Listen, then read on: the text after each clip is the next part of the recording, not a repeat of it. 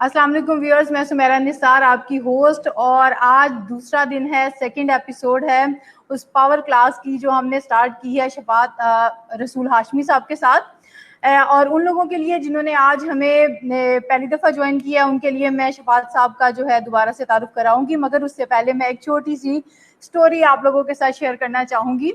अरस्तू पढ़ा रहा था सिकंदर आजम को और वो हो गया बोर, जिस तरह के हमारे स्टूडेंट्स हो जाते हैं अक्सर। उसने कहा कि आप मुझे कोई डिफरेंट और कोई आसान सा तरीका बताएं।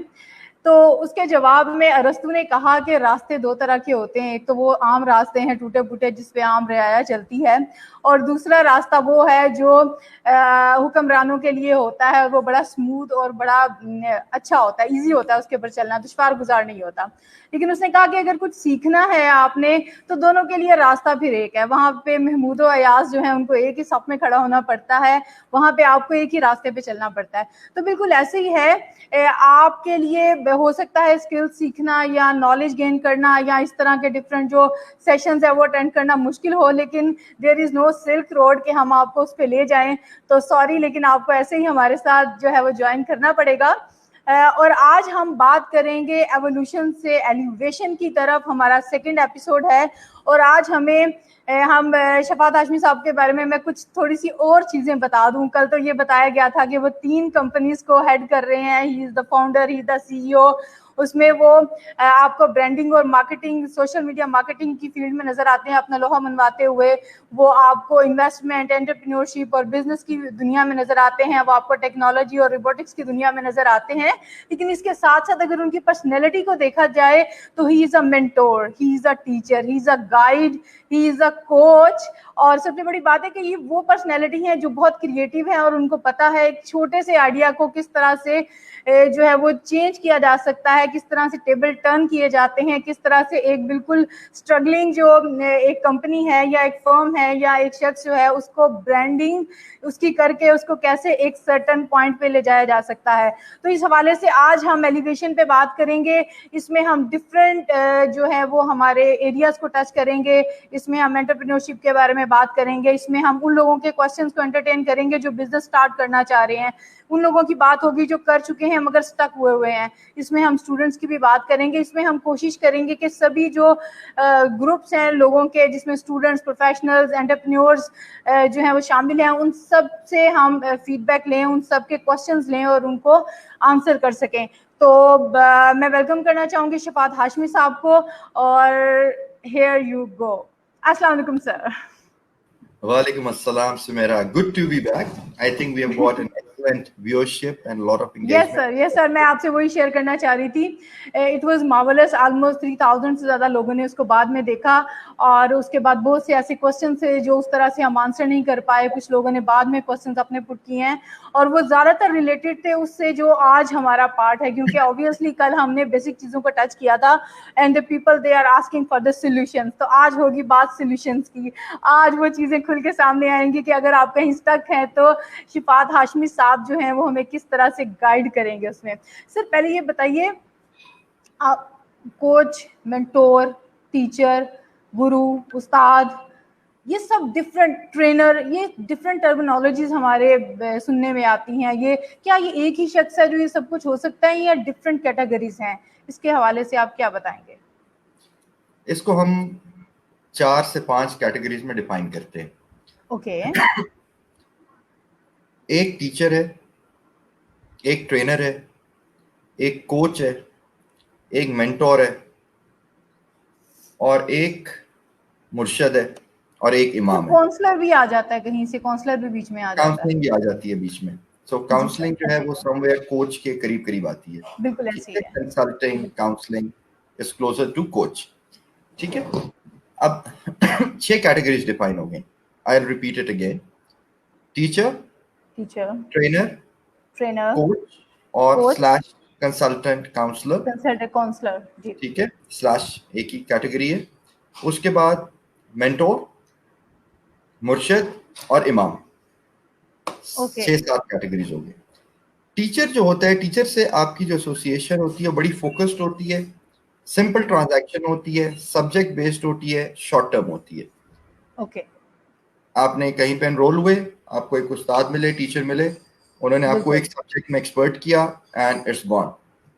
ये टीचर्स आपको स्कूल के भी हो सकते हैं, प्रोफेसर्स भी हो सकते हैं, सो मच सो कि जो आपको स्किल्स की वो बताते हैं कि किसी स्किल पे टीच करते हैं, वो ये सारे टीचर हो गए। टीचर की एसोसिएशन पेड होती है, ओके।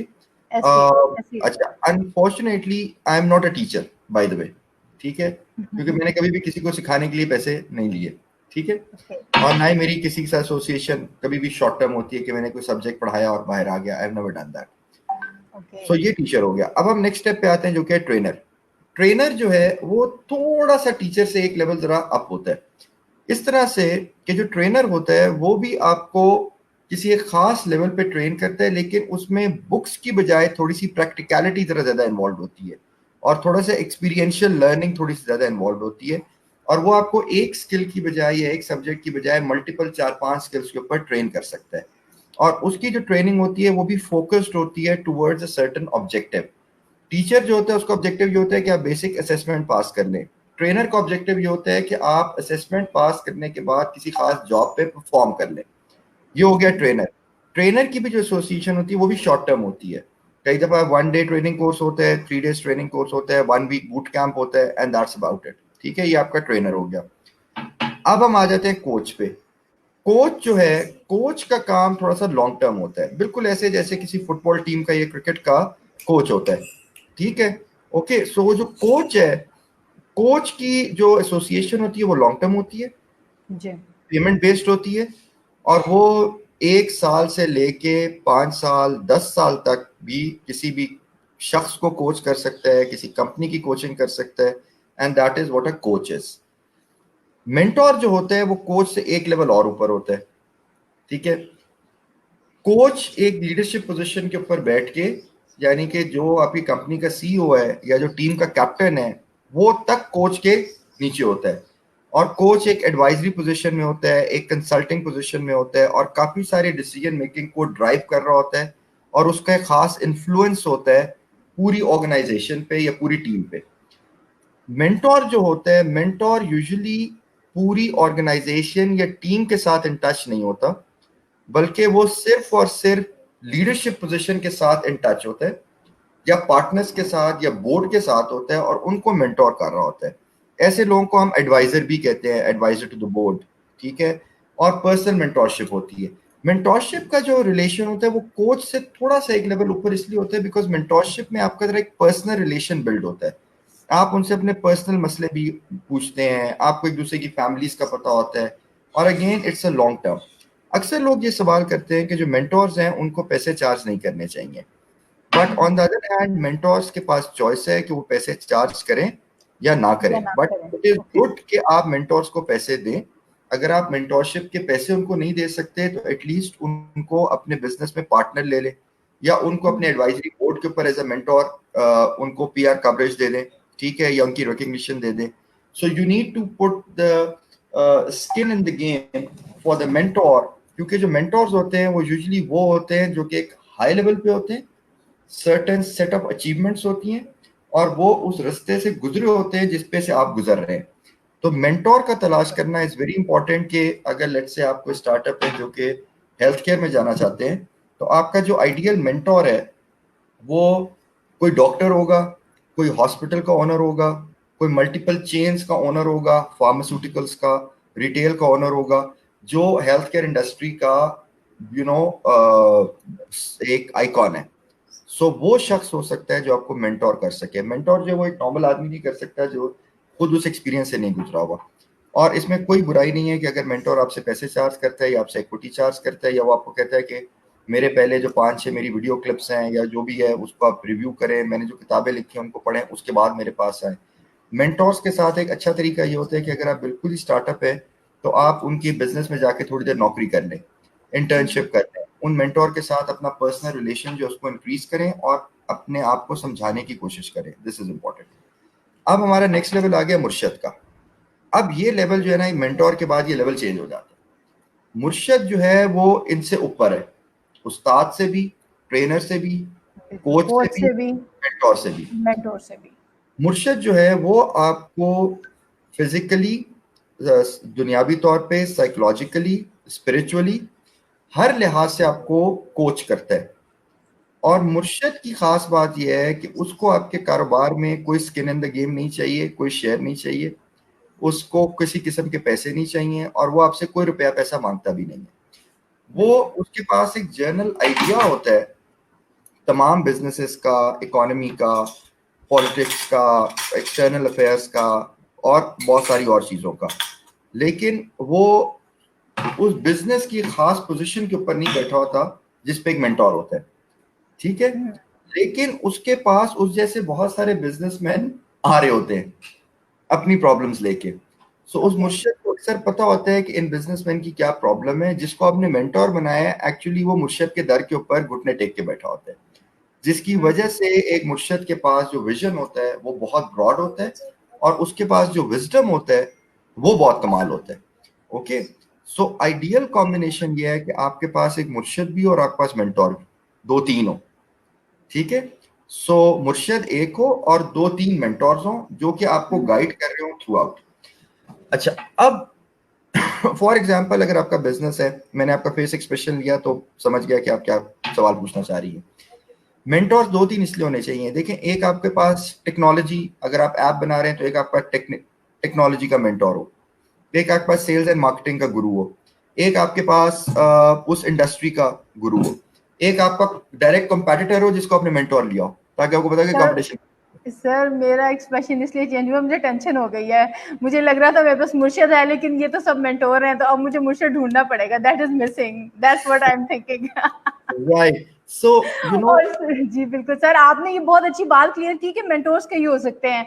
मुझे ये सुनने में आया था कि एक ही मेंटोर रखे, और वो मुर्शिद और मेंटोर एक टर्म समझी जा रही थी। तो बड़े अच्छे से आपने उसको अलग कर दिया और बड़ा अच्छे से एक्सप्लेन किया कि मेंटोर कई हो सकते हैं, मुर्शिद एक ही है, जो कि मिलना सर बहुत मुश्किल है।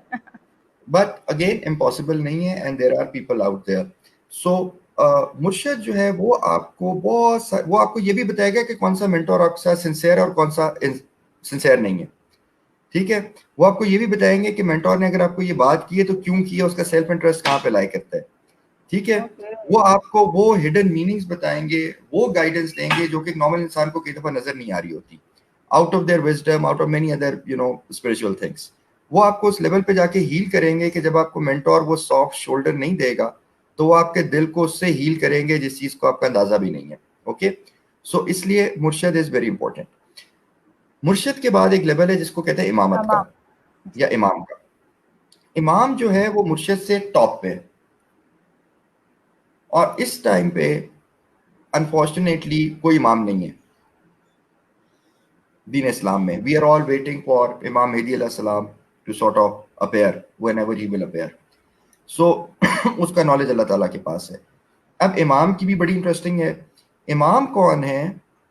जिनके पास रूहानी कुव्वत भी है, नॉन पॉलिटिकल है, फतवा देने की अथॉरिटी है, फिका की अथॉरिटी है, वो लार्ज मासेस के ऊपर रूल करते हैं और ह्यूज मासेस उनको फॉलो करते हैं, उनकी बात को मानते हैं, उनकी कही हुई बात को एक फाइनल अथॉरिटी समझा जाता है। Okay, these are imams. तो अगर हम इमामत को देखें तो खुलफाए राशिदीन हैं, अली रज़ी तआला अन्हु से फिर वो इमामत का सिलसिला शुरू होता है। 11 इमाम हैं, 12 इमाम हैं, उसके साथ के साथ 4 इमाम, इमाम अबू हनीफा, इमाम मालिक, इमाम शाफी, इमाम हम्बल रहमतुल्लाह अलैह, ऑल ऑफ देम वो हैं। अब मजे की बात है कि जिस टाइम पे इमाम अबू हनीफा थे उसी टाइम पे इमाम जाफर सादिक भी थे, ठीक है। सो एक टाइम पे 2 इमाम भी हो सकते हैं दुनिया में, 5 इमाम भी हो सकते हैं, 6 भी हो सकते हैं, आपकी लेकिन चॉइस है कि आप कहाँ जाते हो। हाँ, लेकिन वो जो इमाम हैं वो हमेशा आपस में इकट्ठे होते हैं। इमाम की एक खास निशानी है, वो निशानी ये है कि वो फिरकों में लोगों को नहीं बांटते, बल्कि वो एक प्लेटफॉर्म पे सबको इकट्ठा कर देते हैं, मुस्लिम उम्मत को। और जितने इमाम गुजरे उन सब ने, उनका रोल यही था कि उन्होंने तमाम उम्मत को एक जगह पे तौहीद के प्लेटफॉर्म के ऊपर इकट्ठा किया। ओके, तो अब वो रेवोल्यूशनरी होते हैं, मुजद्दद होते हैं, अपने टाइम को चेंज करते हैं, वो एक अलग लेवल के ऊपर हर लिहाज से एक जिहाद करते हैं against the systems, against the cultures, against the society. तो गॉड नोस हमें अगर उनकी इमामत की भी वो पैरवी नसीब हो, अल्लाह बेहतर जानते हैं कि वो वक्त कब आएगा, कैसे आएगा। लेकिन प्रायर टू दैट इस वक्त ऑब्वियसली ये है कि हमारे पास एक सिस्टम होना चाहिए। इन चीज़ों को एक्सप्लेन करने के बाद ये जो लोग हैं ये आपकी एवोल्यूशन में, आपकी फाउंडेशंस में एक इम्पॉर्टेंट किरदार प्ले करते हैं, वेरी इंपॉर्टेंट रोल। बिल्कुल। और जब आपकी सर ये एवोल्यूशन की फाउंडेशन सेट हो जाती है, फिर हम अपने नेक्स्ट लेवल पे आते हैं, विच इज एलिवेशन। जी, सर एलिवेशन के हवाले से अगर बात करते हैं तो ये है क्या, और सर किस तरह से हम खुद को एलिवेट कर सकते हैं, वो ऐसी क्या चीज़ है जो हमें हेल्प कर सकती है इसमें, कुछ एग्जांपल्स के साथ हमें प्लीज गाइड कीजिए। Okay, very good. अगर आप एक सीढ़ी लैडर इमेजिन करें, आप लैडर के फर्स्ट स्टेप पे चढ़े, सेकंड पे चढ़ गए, गिर गए, आपको थोड़ी सी चोट लगेगी, ज्यादा हर्ट नहीं होगी। ऐसे ही है। जैसे जैसे आप लैडर के ऊपर चलते जाएंगे आपकी हाइट इंक्रीज होती जाएगी, और जिस तरह से हाइट इंक्रीज होती जाएगी आपका रिस्क फैक्टर बढ़ता जाएगा, क्योंकि आप अगर आप गिरेंगे तो चोट कुछ ना कुछ तो होगा, बिल्कुल, बहुत ज्यादा।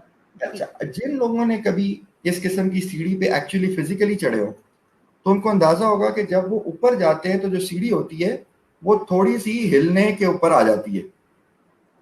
जब तक आप नीचे हैं वो स्ट्रांग होती है, जब ऊपर जाती है तो वो सेंसिटिव हो जाती है। थोड़ा सा भी अगर आप आउट ऑफ बैलेंस होते हैं या अपने आप को पीछे या आगे पुल करते हैं तो पूरी सीढ़ी के साथ नीचे गिर जाते हैं। तो इसका मतलब ये हुआ कि the higher you elevate the more sensitivity, छोटी सी सेंसिटिव बात, रिस्क ज्यादा हो जाता है, इम्पैक्ट बहुत ह्यूज हो जाता है, और थोड़ी सी गलती का जो मैग्नीट्यूड है वो एक्सपोनेंशियली मल्टीप्लाई हो जाता है, और उसका इफेक्ट। एलिवेट इंसान अपने आप को किस तरह से करता है? ग्रो करने के दो तरीके हैं। एक ये कि आप सीढ़ी पे चढ़ते जाएं, ऊपर चले जाएं, छोटी सी गलती की और धड़ाक नीचे गिर गए। मुर्शिद क्या करते हैं कि मुर्शिद आपको सीढ़ी पे नहीं चढ़ाता, बल्कि वो आपकी फिजिकल बॉडी को स्ट्रेच कर देते हैं ऊपर तक, जिसको ग्रोथ कहते हैं। जिस तरह से एक दरख्त, एक तनावर दरख्त ग्रो करता है, कि वो छोटा सा प्लांट होता है, उसकी रूट्स स्ट्रांग होती जाती हैं, उसका तना स्ट्रांग होता जाता है, और आगे जाके वो ब्रांच आउट करके उसकी ब्रांचेस भी स्ट्रांग होती है और वो एक फलदार दरख्त बन जाता है। एक्चुअल ग्रोथ ये है। एक्चुअल ग्रोथ सीढ़ी पे चढ़ना नहीं है। जो लोग सीढ़ी पे चढ़ते हैं वो पता कौन है? वो पॉलिटिशियंस हैं, वो सेलिब्रिटीज हैं। दो तीन चीजें हिट हुई, ऊपर चढ़ गए, छोटी सी स्टेटमेंट दी, हल्की सी पार्लियामेंट में कोई गलत बात हो गई, उसका इंपैक्ट ह्यूज हो गया। आज आपकी सारे लोग इज्जत करते थे, कल आपको गालियां पड़ना शुरू हो गई। बिल्कुल ऐसे ही। ठीक है, आपने अपना आप सीईओ हैं, आपने अपना बिजनेस स्टार्ट किया, थोड़े से आपके पास पैसे आना शुरू हुए, आपने बंदे को बंदा समझना नहीं किया। थोड़े अरसे बाद आप जो सारे लेक्चर्स करते थे, जब आप एक बॉस की पोजीशन पे आए, आपके पास आज 100 बंदा 150 बंदा काम करता है, आपने 4-5 लोगों से बदतमीजी की, सब कुछ किया, लोगों ने नेगेटिव पीआर की, थॉट करके सीढ़ी से नीचे गिर गए। जो कारोबार आपने बड़ा किया था, जिसके ऊपर आप इतराते थे, वो खत्म हो गया। उन लोगों के लिए दोबारा उठना बड़ा मुश्किल होता है। ये ऐसे नहीं है जैसे हमें लोग कहते हैं ना जी भी 100 दफा गिरोगे 100 दफा खड़े हो गए, ये ऐसे नहीं है। अब आप एक दफा गिरते हैं, आपको चोट लगती है और आपको हीलिंग का टाइम चाहिए होता है। और अगर आप 5-6 दफा गिरेंगे तो उसके बाद शायद आप दोबारा खड़े ना हो सके, आपकी हड्डियां टूट चुकी होंगी। ठीक है, तो कोशिश ये करनी चाहिए कि फेलियर जो है उसको मिनिमाइज करना बहुत जरूरी है।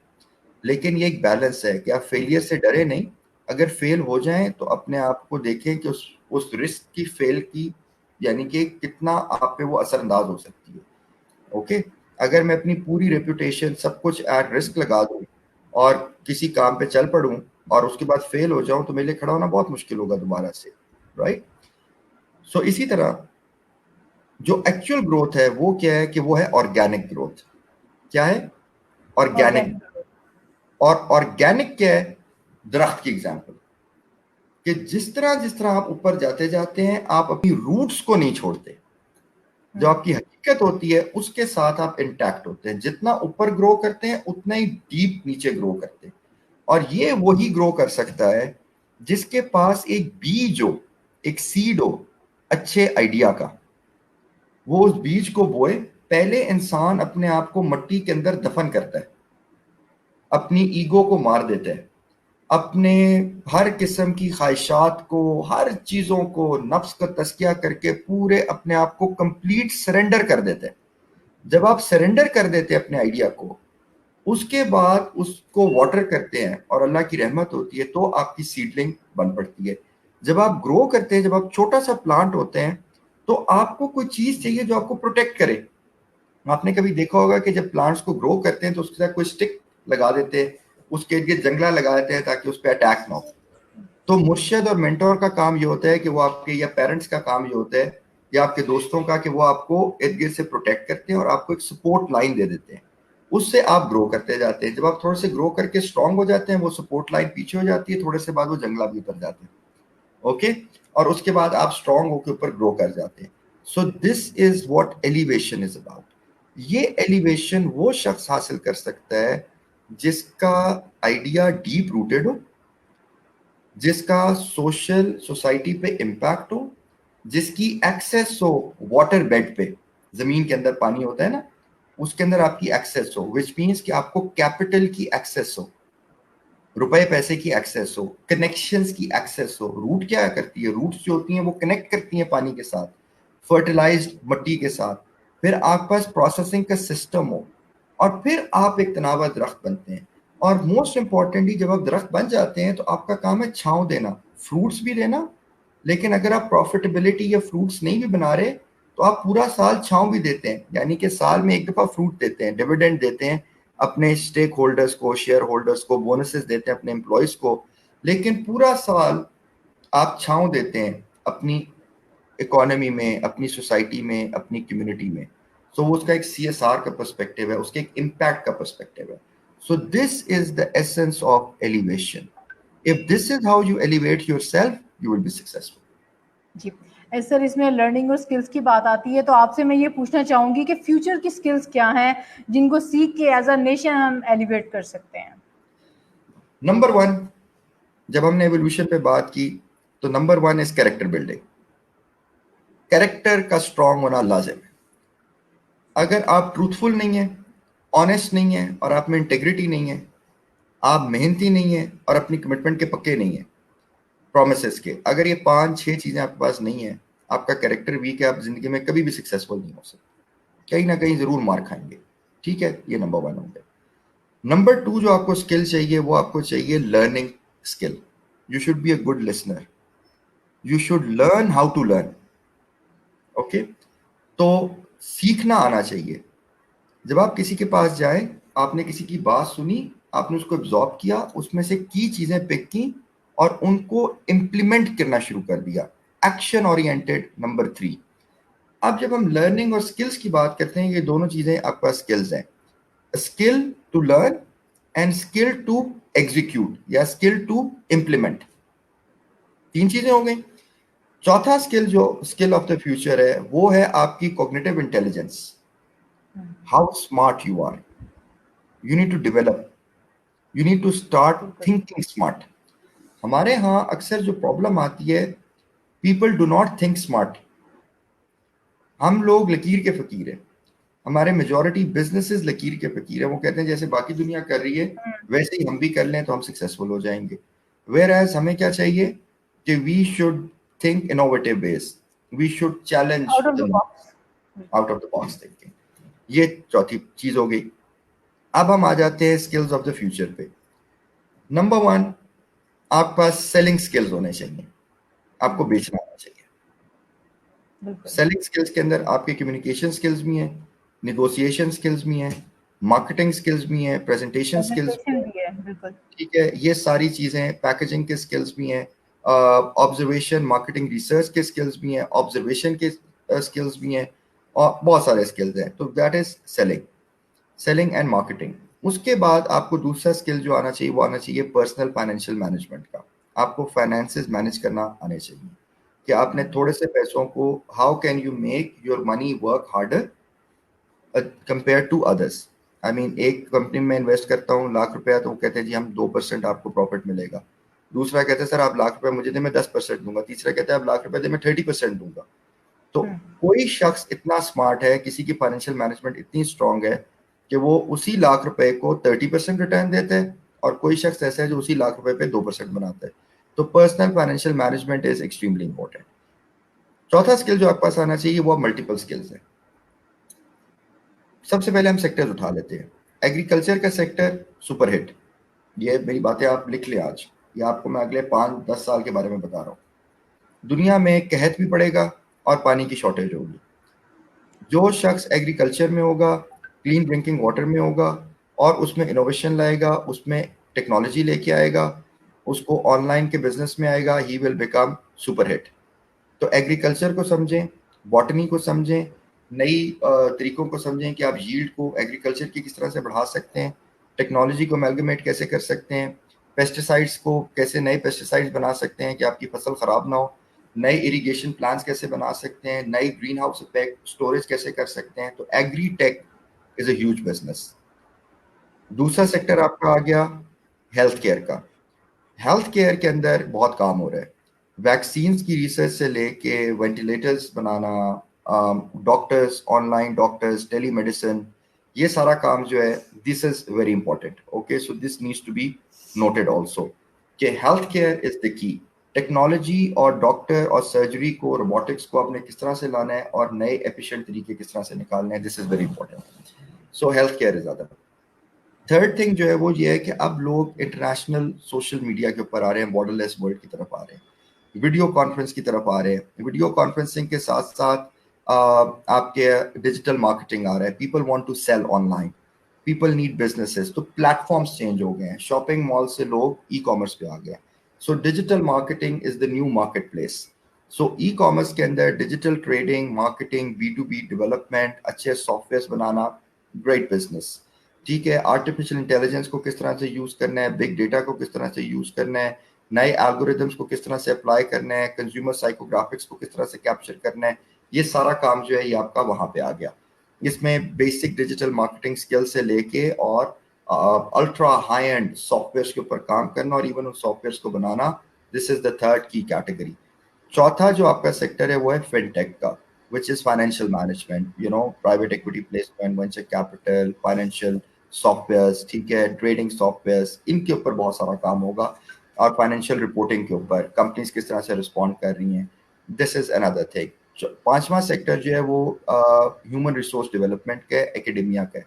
उसके अंदर टीचिंग, ट्रेनिंग, कोचिंग, स्कूलिंग, इसका सारा कुछ, इसको आप कई नए तरह से टेक्नोलॉजी में कैसे लेके आते हैं, एकेडेमिया को कैसे लेके आते हैं। तो ये एक ह्यूज सेक्टर है which is going to grow, जिसमें ऑनलाइन टीचिंग भी है, ऑनलाइन ट्रेनिंग्स भी हैं, नए कंटेंट प्रोडक्शन भी है, and all these things. So this is another very big sector which you should look at. और इसको आपने किस तरह से लेके चलना है, आपके पास training of the teachers, TTT का प्रोग्राम होता है, ट्रेन द ट्रेनर्स का, so on and so forth. तो दीज आर द 5-6 सेक्टर्स जिसकी आपको स्किल्स एक्वायर करने चाहिए। अब इस इन्हीं सेक्टर्स के अंदर आपने किस फंक्शन में अपने आप को स्पेशलाइज करना है, ये आपकी चॉइस है। HR में करना है, मार्केटिंग में करना है, सेल्स में करना है, टेक्नोलॉजी में करना है, प्रोग्रामिंग में करना है, this is totally your call. So it depends कि आपकी प्रीवियस क्वालिफिकेशन क्या है और उस क्वालिफिकेशन को आप आगे लाके किस सेक्टर के अंदर जाके अपने आप को एक्सेल कर सकते हैं। ये बात नोट वर्दी है, विच इज जो दौर है वो स्पेशलाइजेशन का है। You need to be specialised, you need to be the best in your subject, you need to be focused. People don't need jack of all. Jack of all जो हैं, जो typical managers हैं, जी आप क्या हैं, जी मैं जनरल मैनेजर हूँ, हमें जनरल मैनेजर की जरूरत नहीं है। Software manage everything for us. ACCA आपने ग्रेजुएट हो गए, मुझे आजकल ACCA की जरूरत इसलिए नहीं है क्योंकि मेरी सारी एंट्री जो है, जितनी ट्रांजेक्शन है वो सारी ऑनलाइन है, वो सब सॉफ्टवेयर के साथ रिलेटेड है। मैं सॉफ्टवेयर में एक बटन प्रेस करता हूँ, पूरी रिपोर्ट बाहर आ जाती है। मुझे अब ACCA की नॉर्मल बुक कीपिंग की जरूरत नहीं है। ठीक है, so these are the things, this is where the world is going and this is where we need to go. एक सेक्टर और है जिसकी डिमांड है, और वो है एम्यूनिशन का, रिन्यूएबल एनर्जी और एम्यूनिशन। दुनिया में जंगें होती रहेंगी, हो रही हैं, और ammunition sector is a big sector. और एट द सेम टाइम एक और सेक्टर मैंने आपको पहले बताया था एम्यूनिशन के साथ, I forgot it anyways. If we can rewind, we can find out. So वो जो दो सेक्टर्स जो मैंने आपको भी दोबारा बताए, they are the sectors which will also grow. जी, एज सर आप बात करते हैं, जहाँ तक जॉब्स की बात है, आपने बहुत कुछ बताया, जिस तरह आपने अभी जिक्र किया कि कुछ चीज़ें ऐसी हैं जो एक क्लिक के ऊपर हमें अवेलेबल हैं, रिपोर्ट बाहर आ गई, आपको ACCA की ज़रूरत नहीं। सर इस तरह की और बहुत सी चेंजेस आए, और ये कोविड-19 के बाद तो चीज़ें बहुत जल्दी जल्दी चेंज हुई, बहुत रैपिड इसमें चेंज आया। सर इसकी वजह से बहुत से ऐसे लोग हैं जिन्होंने अपनी जॉब जो है, उनकी जॉब ख़त्म हो गई, दे लॉस्ट देयर जॉब। तो सर ऐसे लोगों के लिए आप क्या मतलब वो किधर जाएं, वो क्या करें, उनके बारे में हमें गाइड कीजिए। जब आप स्टूडेंट थे तो आपके पेरेंट्स आपकी एजुकेशन के पैसे भर रहे थे। जी। एजुकेशन के साथ साथ आपकी असाइनमेंट, स्कूल असाइनमेंट्स, आपका फ्यूल, आपकी ट्रैवलिंग, लॉजिस्टिक्स सब मैनेज कर रहे थे। फिर आपकी जॉब लग गई, आप पैसा बनाना शुरू हो गए, फिर वो जॉब चली गई। अच्छा, अब पैसे नहीं है। मजे की बात है, जब आप स्टूडेंट थे तब भी पैसे नहीं थे आपके पास, somebody was supporting you। लेकिन अब जब पैसे नहीं है तो आपने स्किल डेवलपमेंट के ऊपर फोकस नहीं किया, बल्कि वही घसी पिटी सीवी जो है उसको सही तरीके से रीडू भी नहीं किया। किसी करियर काउंसलर को भी 2,000 रुपए नहीं दिए या 5,000 रुपए के मुझे काउंसिल कर दें। वो अपनी अच्छी सी सीवी भी नहीं बनाई, अपना वीडियो इंटरव्यू भी नहीं अच्छा सा रिकॉर्ड किया, और सीवी पे सीवी अप्लाई करी जा रहे हैं उसी दकियानूसी स्टाइल से, rosie.pk पे या इंडीड पे या लिंक्डइन पे। नौकरी तो नहीं मिलेगी। ऐसी जब ह्यूमन रिसोर्सेज की सप्लाई बढ़ जाएगी तो जो कंपनीज हैं वो निगोशिएट करेंगी आपके साथ। वो कहेंगे भाई आप जैसे ही बंदा 35,000 रुपए में अवेलेबल है, मैं आपको 50,000 रुपए की चीज के दूँ। ठीक है, आप जैसा बंदा लाख रुपए में अवेलेबल है, मुझे 2.25 लाख की सैलरी आपको देने की कोई तुक नहीं बनती। अब आप अपना 2.25 लाख रुपया उस वक्त जस्टिफाई कर सकते हैं कि आपके पास एडिशनल स्किल्स हो और आप एडिशनल वैल्यू ला रहे हो उस ऑर्गेनाइजेशन में। Organizations are looking for solvers, not troublemakers. ऐसे ही है सर।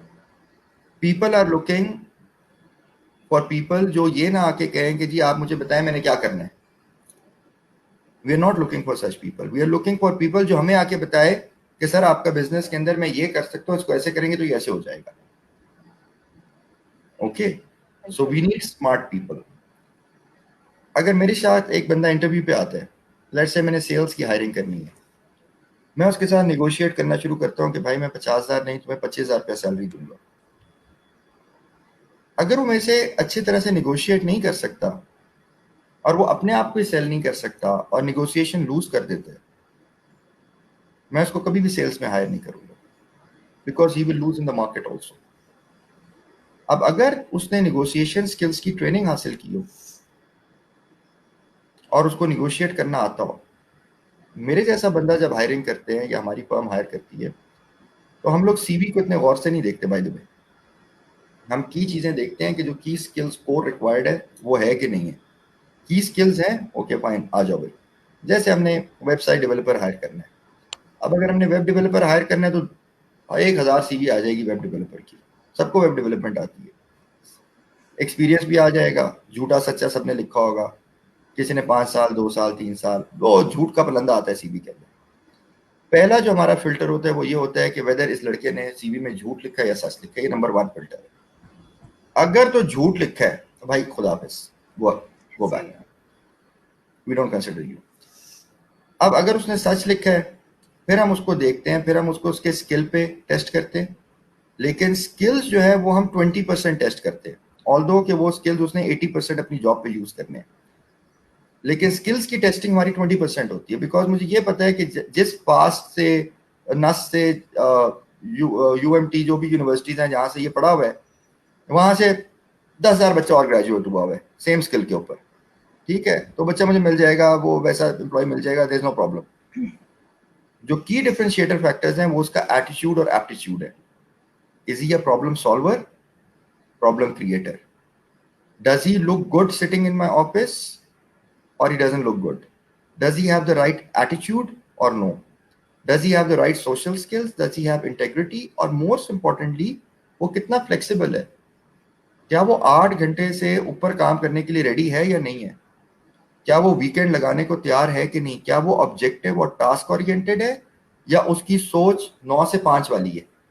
हम लोग 9 से 5 वाले बंदे को हायर नहीं करते, हम उसको हायर करते हैं जो ऑब्जेक्टिव ओरिएंटेड होता है, जो कहता है कि सर ये प्रोजेक्ट है, I have to execute it on this timeline. उल्टा नीचे ऊपर नीचे हो जाए, बारिश आ जाए, तूफान आ जाए, कुछ हो जाए, आई हैव टू डिलीवर, जो अपनी कमिटमेंट का पक्का है, जो क्वालिटी फोकस्ड है, जो हाफ हार्टेड काम नहीं करता।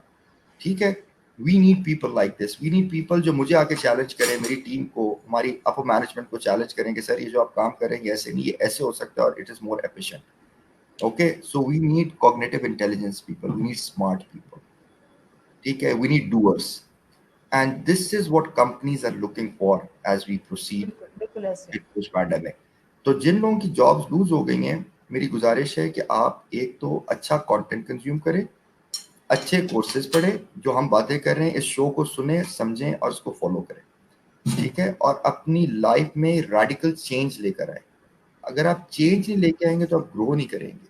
बिल्कुल। यू नो, 16 साल 17 साल का शफात और आज का शफात में बहुत फर्क है। I have changed. एक ज़माने में मैं फ्लोरल टी शर्ट्स पहनता था और मेरी पोनी टेल होती थी, लंबे बाल होते थे, और कॉलेज में गिटार प्ले करता था, म्यूजिकल कॉन्सर्ट्स करता था, सब कुछ करता था। मेरे क्लास फेलोज, कॉलेज यानी कि एज फेलोज थे आतिफ असलम, गौहर, फवाद जो ईपी के, ठीक है, दे एलजीएस के अंदर। So these were the people जो हमारा सेम एज ग्रुप है। किसी ने उसको फॉलो कर लिया, म्यूज़िक को, उसमें अपने आप को सक्सेसफुल कर लिया, और उसी बैच के अंदर से नॉर्मल लोग थे जो आज भी काम कर रहे हैं बीसीएस वगैरह करके। खैर मैं बीबीए का था। कुछ लोग आज भी जॉब कर रहे हैं, कुछ एंटरप्रेन्योर्स बन गए, कुछ फैक्ट्री ओनर्स बन गए, कुछ अपने अबू के बिजनेस पे जाके बैठ गए, कुछ बैंकिंग में जाके ग्रो करके वीपीज एवीपीज बन गए। ठीक है, so people have grown and this is how things have proceeded. जी सर, तलहा है, आपने जैसे कि क्वेश्चन की कि प्रॉब्लम सॉल्वर होना चाहिए ना कि क्रिएटर, तो उनका क्वेश्चन कुछ जिससे मिलता जुलता है। वो पूछना चाह रहे हैं, respected sir, mention please how to be a creative problem solver. I will love your views on this. Talha, thank you very much जी, आप दोबारा से भी तशरीफ लाए, कल भी I think you were there on the show. Creative problem solving कैसे होती है? नंबर 1, लेट्स से आप वॉक कर रहे हैं, अगर एक क्यूटी चल रही है, छोटी सी एंट, उसके सामने एक छोटा सा पत्थर है, वो जब उसको देखेगी तो वो कहेगी ओ माय गॉड, ये तो बहुत बड़ा पहाड़ है। ऐसे ही है, ठीक है।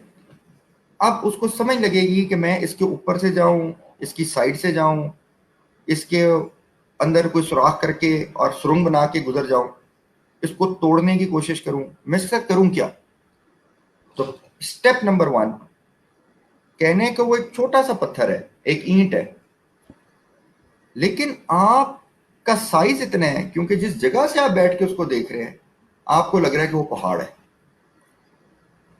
तो स्टेप 1, जब आपके सामने प्रॉब्लम आए तो सबसे पहले तो उस प्रॉब्लम से थोड़ा सा पीछे हट जाए। जरूरी नहीं है कि पागलों की तरह जाके दीवार में टक्कर मार दे, डोंट डू दैट। पहले पीछे हट जाए। पीछे हट के फिर वही बात आ जाती है कि किसी मेंटोर या किसी बंदे के पास जाए जो आपको उस पोजीशन से ऊपर बिठा दे, ऊपर चढ़े, उस मेंटोर के लेवल पे जाएं जहां से वो शख्स उसको व्यू कर रहे हैं। जब आप पहाड़ की दूसरी चोटी पे, मेंटोर आपको कहेगा भाई लिफ्ट दबाओ, 40वें फ्लोर पे आ जाओ। जब आप 40वें फ्लोर पे जाके देखेंगे तो आप कहेंगे वो तो इतनी छोटी सी ईंट है, मैं इसकी साइड से भी गुजर सकता हूँ, मैं इसके ऊपर से भी जा सकता हूँ। इसके इस ईंट के पीछे 4 ईंटें और हैं जिनको मैंने ऊपर सर करना है। वो आपको बिगर पिक्चर दिखाता है, वो आपको बताता है कि ये प्रॉब्लम किस तरह से सॉल्व हो सकती है। तो जिस पोजीशन से आप प्रॉब्लम को देख रहे हैं, स्टेप 1 ये है कि अपनी पोजीशन पहले चेंज करें। जब आप अपनी पोजीशन चेंज करेंगे तो आपको उस प्रॉब्लम का पूरी जो हदफ है, जो उसका पिक्चर है, वो क्लियर हो जाएगी। जब आपको प्रॉब्लम की पिक्चर क्लियर हो जाए, नेक्स्ट स्टेप आपका क्या है कि अब आप अपनी रिसोर्सेस को कैलकुलेट करें। नंबर 2, आपके पास प्रॉपर टूल्स है कि नहीं है, आपके पास एनफ फ्यूल है कि आप उसको साइड से गुजरे, ऊपर से गुजरे, या आपके पास हथौड़ी चीजें हैं जो आप अंदर से कर ले। तो आपको देखना है कि आपके पास एग्जिस्टिंग टूल्स क्या है। और आपके अपने स्किल्स क्या है जिनके थ्रू आप इस प्रॉब्लम को रिजॉल्व कर सकते हैं। लेट से आप कहते हैं कि प्रॉब्लम जो है मेरे पास 60% स्किल है, 40% स्किल नहीं है इसको रिजॉल्व करने का। अब आपको पता होगा कि आपको कौन से टूल्स चाहिए और किस किस्म के लोग चाहिए ऑन बोर्ड जो इस प्रॉब्लम को रिजॉल्व कर सके। तो आप इंस्टेड ऑफ दिस कि दोबारा आप प्रॉब्लम पे टकरे मारे, बेसिकली आप क्या करते हैं, आप पहले उन लोगों से कनेक्ट करते हैं। मसलन अगर आप पे केस हो गया तो आप कहते हैं कि यार ये जो केस हो गया इसको मैं कैसे रिजॉल्व करूं। आप डॉक्टर के पास तो नहीं जाएंगे ना लीगल केस सॉल्व करने, लॉयर के पास जाएंगे। अब आप कहते हैं कि लॉयर को, बड़े लॉयर को मैं अफोर्ड नहीं कर सकता तो मैं कैसे अफोर्ड करूं। तो आप क्या करें कि अपने मेंटोर के पास जाए, उनसे कहें सर ये प्रॉब्लम आ गई है, मुझे कनेक्ट कर दे कि मैं कोई बड़े लॉयर के साथ जो इस प्रॉब्लम को रिजॉल्व कर दे। अब वो कहते हैं अच्छा यार मेरा कनेक्शन है तो वो 15 मिनट तुमसे बात कर लेंगे, तुम्हें मशवरा दे देंगे। आपने लॉयर से मशवरा लिया, उसी मशवरे को अप्लाई कर दिया और सस्ते लॉयर के साथ काम करके एग्जीक्यूट कर दिया, ठीक है। लेकिन आपको ये पता लग गया कि ये मसला कॉर्पोरेट लॉयर सॉल्व करेगा, क्रिमिनल लॉयर सॉल्व करेगा, कौन करेगा, who is the right person for the right job. When you do this, उसके बाद आपको अपनी एक स्ट्रैटेजी बनानी चाहिए। जब आपने रिसोर्सेज इकट्ठी कर ली, उन रिसोर्सेज का ओपिनियन लें, सबका ओपिनियन लेने के बाद अपना डिसीजन लें और उसको लीड करें फ्रॉम द फ्रंट उस डिसीजन को, ठीक है, और उसको एग्जीक्यूट करें। इस तरह से आप पॉसिबिलिटीज को इमेजिन करें, गो वाइड, थिंक डीप। एक फॉर्मूला जो मैं अप्लाई करता हूं अपनी लाइफ में, वो सुमेरा अक्सर ये होता है कि I try to figure out कि वर्स्ट कम वर्स्ट क्या हो जाएगा। अगर लेट्स से, अगर मैं लेट्स से मेरा कोई बिजनेस है, उसमें मैंने 10 लाख रुपए इन्वेस्ट किए, तो मैं बैठ के ये देखूंगा कि अगर मैं पूरे 10 लाख रुपए लूज कर लूं तो इससे ये तो नहीं होगा कि मेरा किचन बंद हो जाए और मैं खाने पीने का मोहताज हो जाऊं।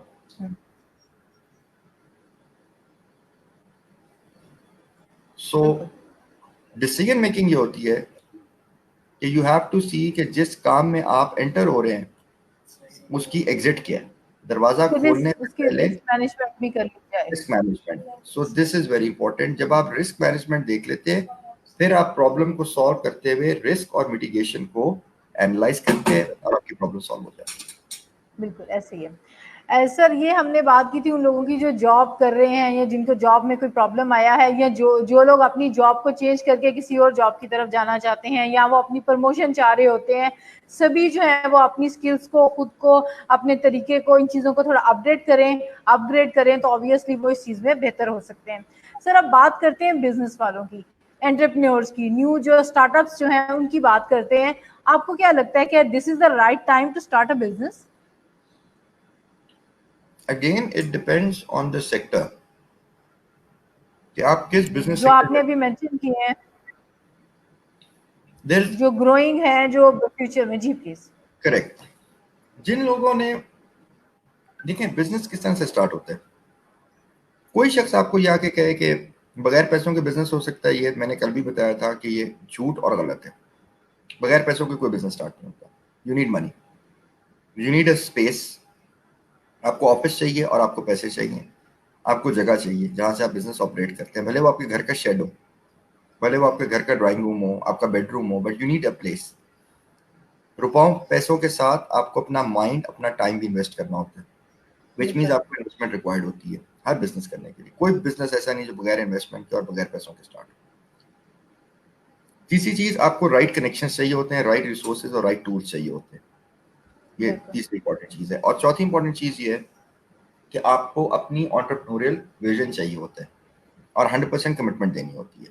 ओके, ये नहीं हो सकता कि जी कोई बिजनेस भी साइड बिजनेस नहीं होता। सारे बिजनेस आपके मेन स्ट्रीम बिजनेस होते हैं। साइड बिजनेस जो होते हैं वो इन्वेस्टमेंट्स हो सकती हैं, लेकिन वो कारोबार नहीं होते। There is nothing known as a side business. Okay, side business is no business. So अगर तो आप बिजनेस स्टार्ट करना चाह रहे हैं तो ये देखें कि जिस अपॉर्चुनिटी के ऊपर आप पैसे लगा रहे हैं या जिस प्रॉब्लम को आप रिजॉल्व कर रहे हैं वो टेम्पररी है या थोड़ी सी परमानेंट इन नेचर है। अब एक शख्स कहता है जी सारी दुनिया को मास्क चाहिए तो मैं मास्क की फैक्ट्री लगा लूं। आपको पता होना चाहिए कि मास्क अगले 1 साल के लिए रिक्वायर्ड है या 2 साल के लिए रिक्वायर्ड है। क्या पता 6 महीने के बाद मास्क की जरूरत ना पड़े, फैक्ट्री कहाँ जाएगी? तो बेहतर क्या है कि आप मास्क इंपोर्ट करके बेच दें और पैसे बना लें। लेकिन ये क्या है, ये शॉर्ट टर्म है, ये बिजनेस नहीं है। ये आपने एक अपॉर्चुनिटी देखी, इन्वेस्टमेंट की, बेचा, निकल गया, एग्जिट हो गया। सीजनल है ये, बिल्कुल सीजनल है, छोटा सा काम किया, एक एग्जैक्टली। नीड क्रिएट हुई, ठीक हो गया। गाड़ियां ले ली, बेच दी, ये ट्रेडिंग है, ये परमानेंट बिजनेस नहीं है। परमानेंट बिजनेस के टाइमिंग्स हैं। आज के दौर में अगर आप कोई ऐसा बिजनेस बनाते हैं कि आप कहते हैं कि जी मैं पूरी जो शालम मार्केट है या तारिक रोड है या हयाताबाद है, मैं उस पूरी को ऑनलाइन लेके जाना चाहता हूँ, very good business, people want to go online, permanent business है, स्केलेबल है, लॉन्ग टर्म तक रहेगा। So that is a business you can always start. आप कहते हैं कि हमें हेल्थ केयर की जरूरत पड़ेगी, good business you can start. So entrepreneurs के लिए इंपॉर्टेंट है कि you need to go deep into your thinking, problem solve, scalability, monetization, risk, market testing, market research, consumer के साथ आपका connection, user journey, ये सारी चीजें आपको देखनी पड़ती हैं और उसके बाद you can put up what a good business is and whether you should go into a business or not. But there is always a good time to do a business. Business के लिए timing बड़ी important है। जी sir, मेरा next आपसे question है कि what is the way forward to elevate business going in the crisis. तो उसके लिए जैसे कि आपने अभी बता दिया कि ये सबसे पहले जो है हमें वो तमाम एरियाज देखने हैं जो आपने मेंशन किए, जो एग्रीकल्चर से स्टार्ट हो रहा है, और वो 4-5 जो इमर्जिंग इंडस्ट्रीज हैं उसके अंदर हमें काम करना है। सर अगर आप स्टूडेंट्स की बात करते हैं, अगर हमने जिस तरह के जॉबियंस को हमने टच किया, हमने एंटरप्रेन्योरशिप की तरफ काम किया, अब हम ये देखना चाह रहे हैं कि जो स्टूडेंट्स हैं जो अभी पढ़ रहे हैं, जैसे कि आपने भी जिक्र किया कि कुछ ऐसी डिग्रीज हैं जो आप लेके बैठ जाते हैं लेकिन आगे मार्केट में उसकी वैल्यू कोई नहीं है। सर देखिए, जब एक शख्स ऑलरेडी जॉब में है या बिजनेस कर रहा है तो सर वो एक सर्टन मेच्योरिटी लेवल पे है, लेकिन जो स्टूडेंट्स होते हैं उस वक्त उनके पास ना उतना एक्सपीरियंस होता है, ना उतना एक्सपोजर होता है। कई दफा पेरेंट्स जो कह रहे होते हैं वो कर रहे होते हैं, कई दफा जो दोस्त कर रहे होते हैं वो उस तरफ चल पड़ते हैं। तो उनके लिए बताएं कि वो क्या करें कि वो अपने लिए बेस्ट, जो सबसे पहले तो बेस्ट फील्ड जो है वो कैसे चूज करें। जो लोग आज एक अच्छी पोजीशन पे बैठे, प्रोफेशनल पोजीशन पे, कभी ना कभी वो भी स्टूडेंट्स थे। ओके, राइट और रॉन्ग? ऐसे ही वो उसी जर्नी से निकले, ग्रो हुए, एंटरप्रेन्योर्स बन गए, एम्प्लॉयज बन गए, मैनेजर्स बन गए, सब्जेक्ट एक्सपर्ट्स बन गए, कुछ भी बन गए। मुझे ये नहीं समझ आती कि उन स्टूडेंट्स में और आज के स्टूडेंट्स में क्या फर्क है। दोनों की जर्नी सेम है। आज से 15 साल पहले मैं भी ग्रेजुएट होने के बाद नौकरी ढूंढ रहा था, जैसे बाकी स्टूडेंट ढूंढ रहे हैं। मैं भी उन्हीं इंस्टीट्यूशन से पढ़ा हूँ, उन्हीं किस्म की डिग्रीज की हैं, वैसी टीचर से पढ़ा हूँ। मजे की बात है, जिन टीचर्स ने मुझे पढ़ाया था, प्रोफेसर ने, वो आज भी पढ़ा रहे हैं उन्हीं यूनिवर्सिटीज में। ठीक है, सो आई डोंट अंडरस्टैंड कि व्हाई इज इट कि today this student journey has become so complicated. नौकरियां पहले भी कम थी, नौकरियां आज भी कम है, सप्लाई हमेशा से ज्यादा है, डिमांड हमेशा से कम रही है। ओके, ह्यूमन रिसोर्स डेवलपमेंट में यू हैव टू एंटर। जिस तरह से हम लोग एंटर हुए इसी तरह से आप लोगों ने भी एंटर होना है। आप लोगों को एक्सटर्नल कोई एक्स्ट्रा ऑर्डिनरी सपोर्ट नहीं चाहिए कि हम आपको वो एक पूरा कहानी स्टार्ट कर दें। करियर काउंसलिंग आपको चाहिए, वो करियर काउंसलिंग आपको ग्रेजुएट होने के बाद नहीं चाहिए, वो आपको स्कूल में चाहिए, 7वीं 8वीं जमात में। बिल्कुल ऐसे है। This is where your career needs to be set based on your personal characteristic, attributes, aptitude और सारा कुछ, what you are good at and what you want to be. And this is where career counseling needs to be done. हमारे मुल्क में career counseling होती है graduation के बाद। ऑलराइट, जब आप सारे पैसे लगा चुके होते हैं अपनी एजुकेशन पे और एक गलत चूज कर चुके होते हैं। सर वो भी इसलिए होती है कि जब जॉब नहीं मिलती तो समझ आती है कि यहाँ तो ये मेरे पास वो स्किल्स नहीं है या मेरा वो रुझान नहीं है उस तरफ, और फिर समझ आती है और फिर हम भागते हैं कैरियर काउंसलर की तरफ कि क्या हम गलत डिसीजन तो नहीं, वो शायद पूछने के लिए जाते हैं कि ये सही है या गलत है, तो मोस्टली वो चॉइस जो होती है वो गलत होती है। सर इस हवाले से मैं एक और क्वेश्चन करना चाहूंगी कि आप क्या समझते हैं कि पाकिस्तान में जिस तरह के हमें पता है कि स्किल डेवलपमेंट जो है वो बहुत जरूरी है, तो पाकिस्तान में इसकी क्या सिचुएशन है? पाकिस्तान की सिचुएशन इंतहाई बुरी है। वजह सर? एक ग्राफिक डिजाइनर 50,000 रुपए पे काम कर रहा था, बेसिक डिजाइनिंग आती थी, गुरु नहीं है, एक्सपर्ट नहीं है अपनी फील्ड का, जॉब चली गई, 2 लोगों को साथ में लाया, इंस्टीट्यूट खोल दिया किराए के घर पे या अपने घर पे, ग्राफिक डिजाइनिंग देना शुरू कर दी, सर्टिफिकेट भी इशू करना शुरू कर दिया। किस अथॉरिटी की बेस पे सर्टिफिकेट इशू कर रहे हैं? एचईसी इशू कर रहे हैं सर्टिफिकेट, मिनिस्ट्री ऑफ एजुकेशन ने उसको अथॉरिटी दी है कि वो सर्टिफिकेट इशू करे। उसकी अथॉरिटी क्या है और उसको आता क्या है जिसकी बेस पे वो सर्टिफिकेट इशू कर रहे हैं? 3,000 रुपए के कोर्स से लेके 50,000 रुपए तक का कोर्स मार्केट में अवेलेबल है। ना टीचर्स को पता है कि वो क्या पढ़ा रहे हैं, ना इन स्किल डेवलपर्स का कोई फॉर्मल करिकुलम है, ना वो किसी हिसाब से रेगुलेटेड है, ना ही उसकी कोई रेगुलेटरी बॉडी है और ना ही उसकी कोई सर्टिफिकेशन अवार्ड सर्टिफिकेशन बॉडी है। नंबर 1। नंबर 2, उसको जीरो प्रैक्टिकल एक्सपीरियंस है, सिखाने वाला भी जाहिल बैठा हुआ है और सीखने वाला बेचारा जो है वो उसका विक्टिम है। ऑलराइट, तो मेरा जो पहला कंसर्न है वो ये है कि मेरे पास हर रोज हमारे पास सीवीज आती हैं जी, मैं जी डिजाइनर हूँ। ओह डिजाइनर हो, अच्छा क्या आता है? सर इलस्ट्रेटर भी आता है, फोटोशॉप भी आती है, दोनों चीजें आती हैं। बेटा इन डिजाइन आता है? नहीं सर। ब्रोशर और लीफलेट में क्या फर्क होता है? मुझे नहीं पता। अच्छा यार तुम अपने आप को डिजाइनर कहते हो, लोगो बनाना आता है? हाँ जी सर बना लेता हूँ। बना के दिखाओ। गूगल पे गए, लोगोज निकाले, कलर चेंज किए, थोड़ा सा फॉन्ट आगे पीछे किया, बना दिए, ये लोगो होता है। इलस्ट्रेशन आती है? नहीं आती। हाथ से कुछ इलस्ट्रेट करना आता है? नहीं आता। मार्केटिंग का, सेमियोटिक्स का, एस्थेटिक्स का कुछ पता है? नहीं पता। क्या हो? सर सर्टिफाइड हूँ। 30,000 रुपए का कोर्स किए, लम चले गए, किसी और यूनिवर्सिटी चले गए, और जगहों पे चले गए, उन्होंने भी स्किल के कोर्सेज शुरू कर दिए। क्या जी? Creative content writing. आप क्या है जी? सर मैं कंटेंट राइटर हूँ। अच्छा वेरी गुड। एक काम करो भाई, ये ऑयल एंड गैस की एक कंपनी है, इसकी कॉर्पोरेट प्रोफाइल लिखनी है, इस तारीख को पैदा हुई, ये उनके वो हैं, इनका CSR के बारे में भी लिखना है, ये लिखना है। 1 घंटे का आपको क्लाइंट ब्रीफ देगा, उसके बाद आपने एक्सपैंड करना है। नहीं लिख सकते corporate profile. Creative content writer एक ईमेल नहीं लिख सकता।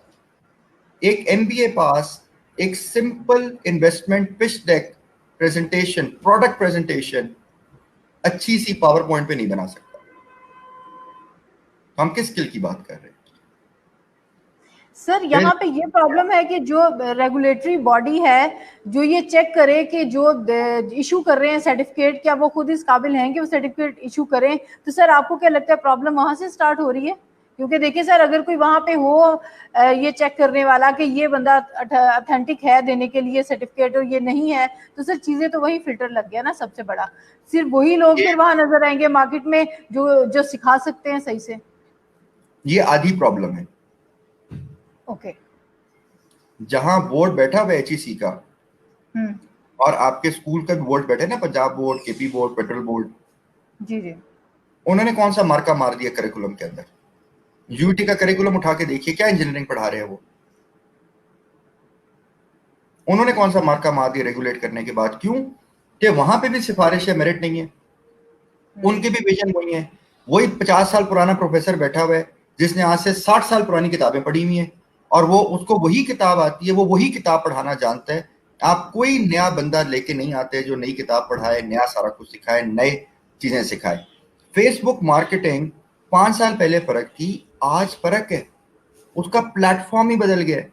सर्च इंजन ऑप्टिमाइजेशन फर्क हो गई है। आज से 2 साल पहले आप वर्डप्रेस पे वेबसाइट बनाते थे, मैजेंटो पे, शॉपिफाई पे बनाते थे। आज आपको MAP पे वेबसाइट बनानी है। कौन है जो MAP का कोर्स करा रहा है? कौन है जो आपको फेसबुक के APIs के ऊपर कोडिंग सिखा रहा है इस पूरे मुल्क के अंदर? No one. सो ये कसूर दोनों का है। गवर्नमेंट तो इज टू ब्लेम, स्पेशली उन्होंने तबाह कर दिया सिस्टम को, एकेडमिया के, हमारे यूथ को गलत करिकुलम्स के साथ और दकियानूसी प्रोफेसर्स के साथ और फजूल रिसर्चर्स के साथ। जो बंदा डॉक्टरेट, देखिए डॉक्टरेट पीएचडी की जो डिग्री लेने जाते हैं, ठीक है, उनका जो ऊपर पीएचडी के ऊपर जो बंदा बैठा होता है, जो उनको रिव्यू कर रहा होता है, उस खुद को कुछ नहीं पता। वो सिर्फ वो रिसर्च पेपर आपके प्रूव करता है जिसमें वो खुद बिलीव रखता है। जो अच्छी लगती है बात। हालत होती है जब आप एमफिल या पीएचडी करने जाते हैं। Why? They are stupid people and stupid system, sorry for my language, but the problem is it doesn't stop here. जो स्टूडेंट है, आपने ग्राफिक डिजाइनिंग सीखने जानी है, बेटा आपने क्यों ग्राफिक डिजाइनिंग सीखनी है? Are you an inborn artist? Do you love to do graphic designing? Yes और नो, पहला सवाल। अच्छा, अब अगर आप हो तो मुझे ये बताओ कि आपने graphic designing as a subject के ऊपर क्या रिसर्च की ऑनलाइन? उस बच्चे को खुद ही नहीं पता कि मुझे क्या क्या चाहिए। वो खुद रिसर्च नहीं करेगा, वो यूनिवर्सिटियों को कॉल करेगा, ये एकेडमियों को कॉल करेगा, एकेडमीज इंस्टीट्यूट को फोन करेगा, जी ग्राफिक डिजाइनिंग का कोर्स चाहिए। वो कहेंगे जी हम आपको 1 2 3 हमारा फ्लायर, इसको पढ़ ले, 20 चीजें आपको सिखाएंगे। एक 10 चीजें सिखा रहा है, एक 3 चीजें सिखा रहा है, एक 20 सिखा रहा है। वो कहेगा अच्छा ये जो 20 सिखा रहा है ये सही सिखा रहा है, इसके पास चले जाओ। वो सारी इरेलीवेंट चीजें होंगी। यही अगर तुमने खुद रिसर्च की एज ए स्टूडेंट, तो तुम्हें पता हो कि एक अच्छे ग्राफिक डिजाइनर बनने के लिए मुझे आर्ट्स आनी चाहिए, मुझे कलर्स का पता होना चाहिए, मुझे इलस्ट्रेशन आनी चाहिए, मुझे एडोब का पूरा स्वीट आना चाहिए, मुझे 3D तक आना चाहिए, मुझे उसके मॉकअप्स बनाने आने चाहिए, मुझे डिफरेंट लेआउट्स का पता होना चाहिए। तो जब एक स्टूडेंट पूरी रिसर्च करके जाता है तो वो इंस्टीट्यूट वाले से पूछता है कि जी मुझे ये चीजें चाहिए, क्या आपको ये आती है करानी कि नहीं आती? अब वो इंस्टीट्यूट कहता है जी मुझे तो ये नहीं आती। आप कहते हैं ओके, मुझे एक आर्ट्स का कोर्स अलग करना है, इलस्ट्रेशन का, फोटोशॉप का अलग करना है, इलस्ट्रेटर का अलग करना है, 3D का अलग करना है। तो उसको पता होगा कि एक अच्छा ग्राफिक डिजाइनर बनने के लिए मुझे एक कोर्स नहीं, मुझे 5-6 कोर्सेज चाहिए। और वो 5-6 कोर्सेज करने के बाद, अपनी प्रैक्टिकल इम्प्लीमेंटेशन करने के बाद, एक प्रॉपर ग्राफिक डिजाइनर बन के बाहर आएगा। वो टूल ऑपरेटर बन के बाहर नहीं आएगा। ऐसी क्या वजह है कि फ्रीलांसर के ऊपर, ई-लांस के ऊपर, ये जितनी वेबसाइट्स हैं, फाइवर है, अपवर्क है, क्यों पाकिस्तानी लोग बिजनेस लूज करते हैं इसके ऊपर? एग्जीक्यूशन ही नहीं आती। बेसिक वेबसाइट डेवलपर बनने जा रहे हो, अगर तुम्हें बेसिक अंग्रेजी लिखनी पढ़नी नहीं आती तो भाई तू अमेरिका के क्लाइंट की वेबसाइट कैसे बनाएगा, या ऑस्ट्रेलिया के, यूरोप के? जब तुमने कंटेंट ही नहीं पढ़ना, जब कंटेंट पढ़े बगैर ब्रोशर बनाओगे तो क्या डिजाइन करोगे content? If you don't know कि उस बंदे का बिजनेस क्या, आपको कैसे पता होगा कि मैंने इस कंटेंट में से कौन सी चीज को हाईलाइट करना है, किस चीज को सामने लेके आना है, किस चीज को कम रखना है, किसका फॉन्ट छोटा रखना है, कलर्स क्या रखने हैं? You have no idea. तो जहां मैं इतनी बुराई कर रहा हूं इन सबकी, इसके साथ साथ it's a big opportunity online. If there is any investor who wants to join hands with me, come with me. I am more than willing to put a big top of the line skill development institute of Pakistan. ये जो trainers skill development के ऊपर Punjab, KP, Sindh government, Balochistan government काम कर रही है, उन trainers को जरा जाके मिले तो सही, उनके स्किल्स, सुभान अल्लाह, उनके अपने स्किल्स क्या हैं। सर वो पोजीशंस उन्होंने ऑक्युपाई की हुई हैं। वो पोजीशंस ऑक्युपाई करके क्या कहते हैं, वो ग्लास दिखाते हैं जी बेटा पढ़ाने क्या गए हैं, ह्यूमन डेवलपमेंट। जाके कह रहे हैं जी इस ग्लास इज हाफ एम्प्टी और हाफ फुल। यार वी डोंट नीड दिस। वहां जाते हैं, कहते हैं बेटा ये पेन है, ये लाइटर है, ये लाइटर बेच के दिखा दो। और भाई कैसे दिखा दे लाइटर बेच के यार? आप क्या अथॉरिटी अपनी जाहिर करना चाहते हैं? 4 आपने यूट्यूब के ट्यूटोरियल्स लिए, 5 आपने अंग्रेजों की किताबें पढ़ी हैं, उसको उर्दू में ट्रांसलेट करके हमारी कौम को बेवकूफ बना रहे हैं आप लोग।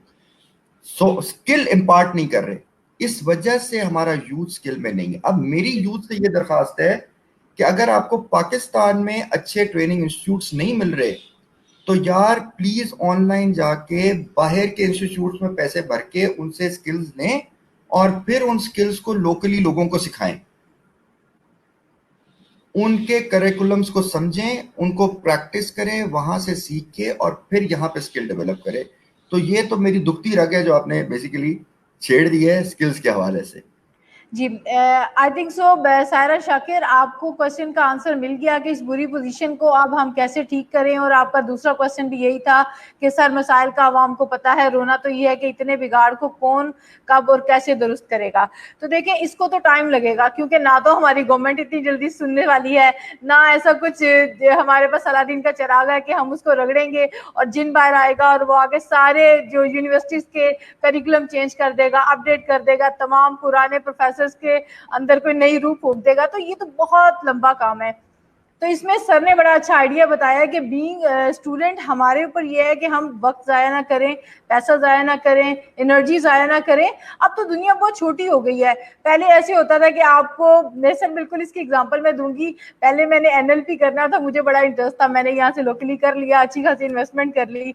उसके बाद अब आजकल जो है मैं इंटरनेशनली कर रही हूँ, मुझे पता चल रहा है कि वो जो मैंने सीखा उतनी अमाउंट में लेवल क्या था और अब मुझे क्या मिल रहा है। तो वी आर लकी एनफ कि अब तो ऑनलाइन हर चीज मिल रही है, आपको इंटरनेशनल स्टैंडर्ड की चीजें आपको मिल रही हैं। तो ये सर ने बड़ा अच्छा सजेस्ट किया कि इसका बिल्कुल शॉर्ट सा सोल्यूशन ये है कि हम लोग थोड़ा सा इसके ऊपर रिसर्च करें, बाहर से स्किल्स सीखें, और जो लोग और होमवर्क ऐसा नहीं कर सकते तो प्लीज उनके लिए भी वैल्यू ऐड करें, और वो जो एक लेवल का कंटेंट आप लेके आते हैं, लेवल की स्किल्स लेके आते हैं, वो और लोगों में जो है वो बांटे। यही आपकी एक पॉजिटिविटी ऐड हो सकती है आपके एंड से।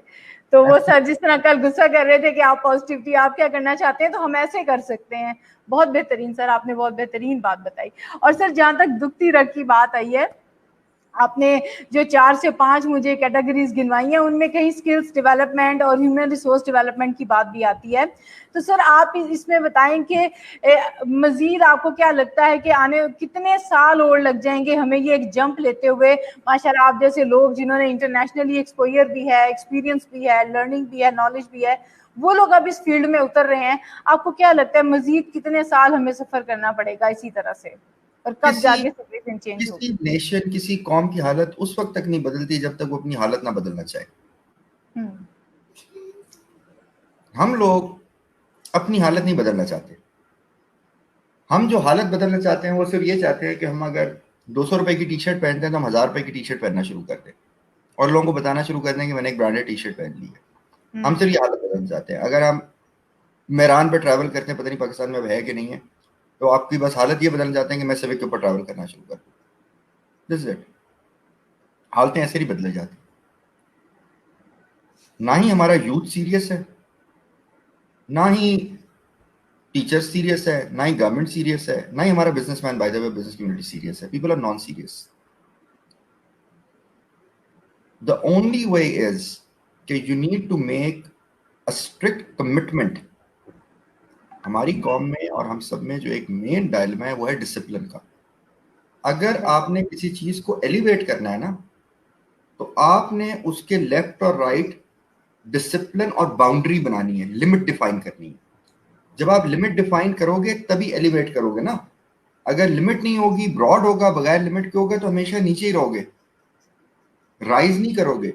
अगर आप आईफल टावर भी देखें तो वो नीचे से यूं लिमिट बन के ऊपर राइज होता है। अगर आपने एलिवेट करना है अपने आप को, तो आपने लिमिट्स डिफाइन करनी है और आपने अपने आप को उस लिमिट में रहते हुए ऊपर अपने ऑब्जेक्टिव को हिट करना है। ओके, लिमिट किस चीज की है? डिसिप्लिन की। हमें डिसिप्लिन नहीं है। मैं कुछ ऐसे स्टूडेंट्स को जानता हूं जो एजुकेशन के पीछे पड़े, एमबीए कर लिया, बाद में कह दिया उस लड़की ने, जी मैं चाह रही हूँ मैं एक एमए भी कर लूँ। एमए भी कर लिया, मैं एक और एमए कर रही हूँ। अब क्या कर रही हो? जी अब मैं एमफिल कर रही हूँ। अब क्या कर रही हो? जी मैं एमफिल के बाद अब मैं सोच रही हूँ कि मैं 2 रिसर्च पेपर्स और डाल दूँ। जिंदगी के 35 साल वेस्ट कर दिया आपने पढ़ाई में। अभी क्या बनना चाह रही हो? जो कुछ पढ़ लिया है या चाह रहे हो, जो कुछ पढ़ लिया है उसकी क्या प्रैक्टिकल इंप्लीमेंटेशन की है? What have you given back to the society?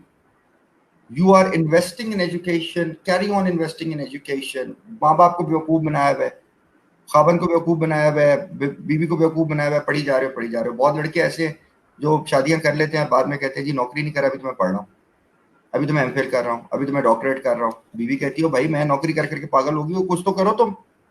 नहीं पढ़ रहे। ये एक क्रेज है। काम वो है आपने पढ़ाई की, स्किल एक्वायर किया और उसको मोनेटाइज किया। Okay, you have to monetise immediately, this is important. और जो स्किल एक्वायर किया वो आप एक्सपेंसिव स्किल एक्वायर करो। 2,000 रुपए के कोर्स में 50,000 रुपए के कोर्स में कोई तो फर्क होगा ना।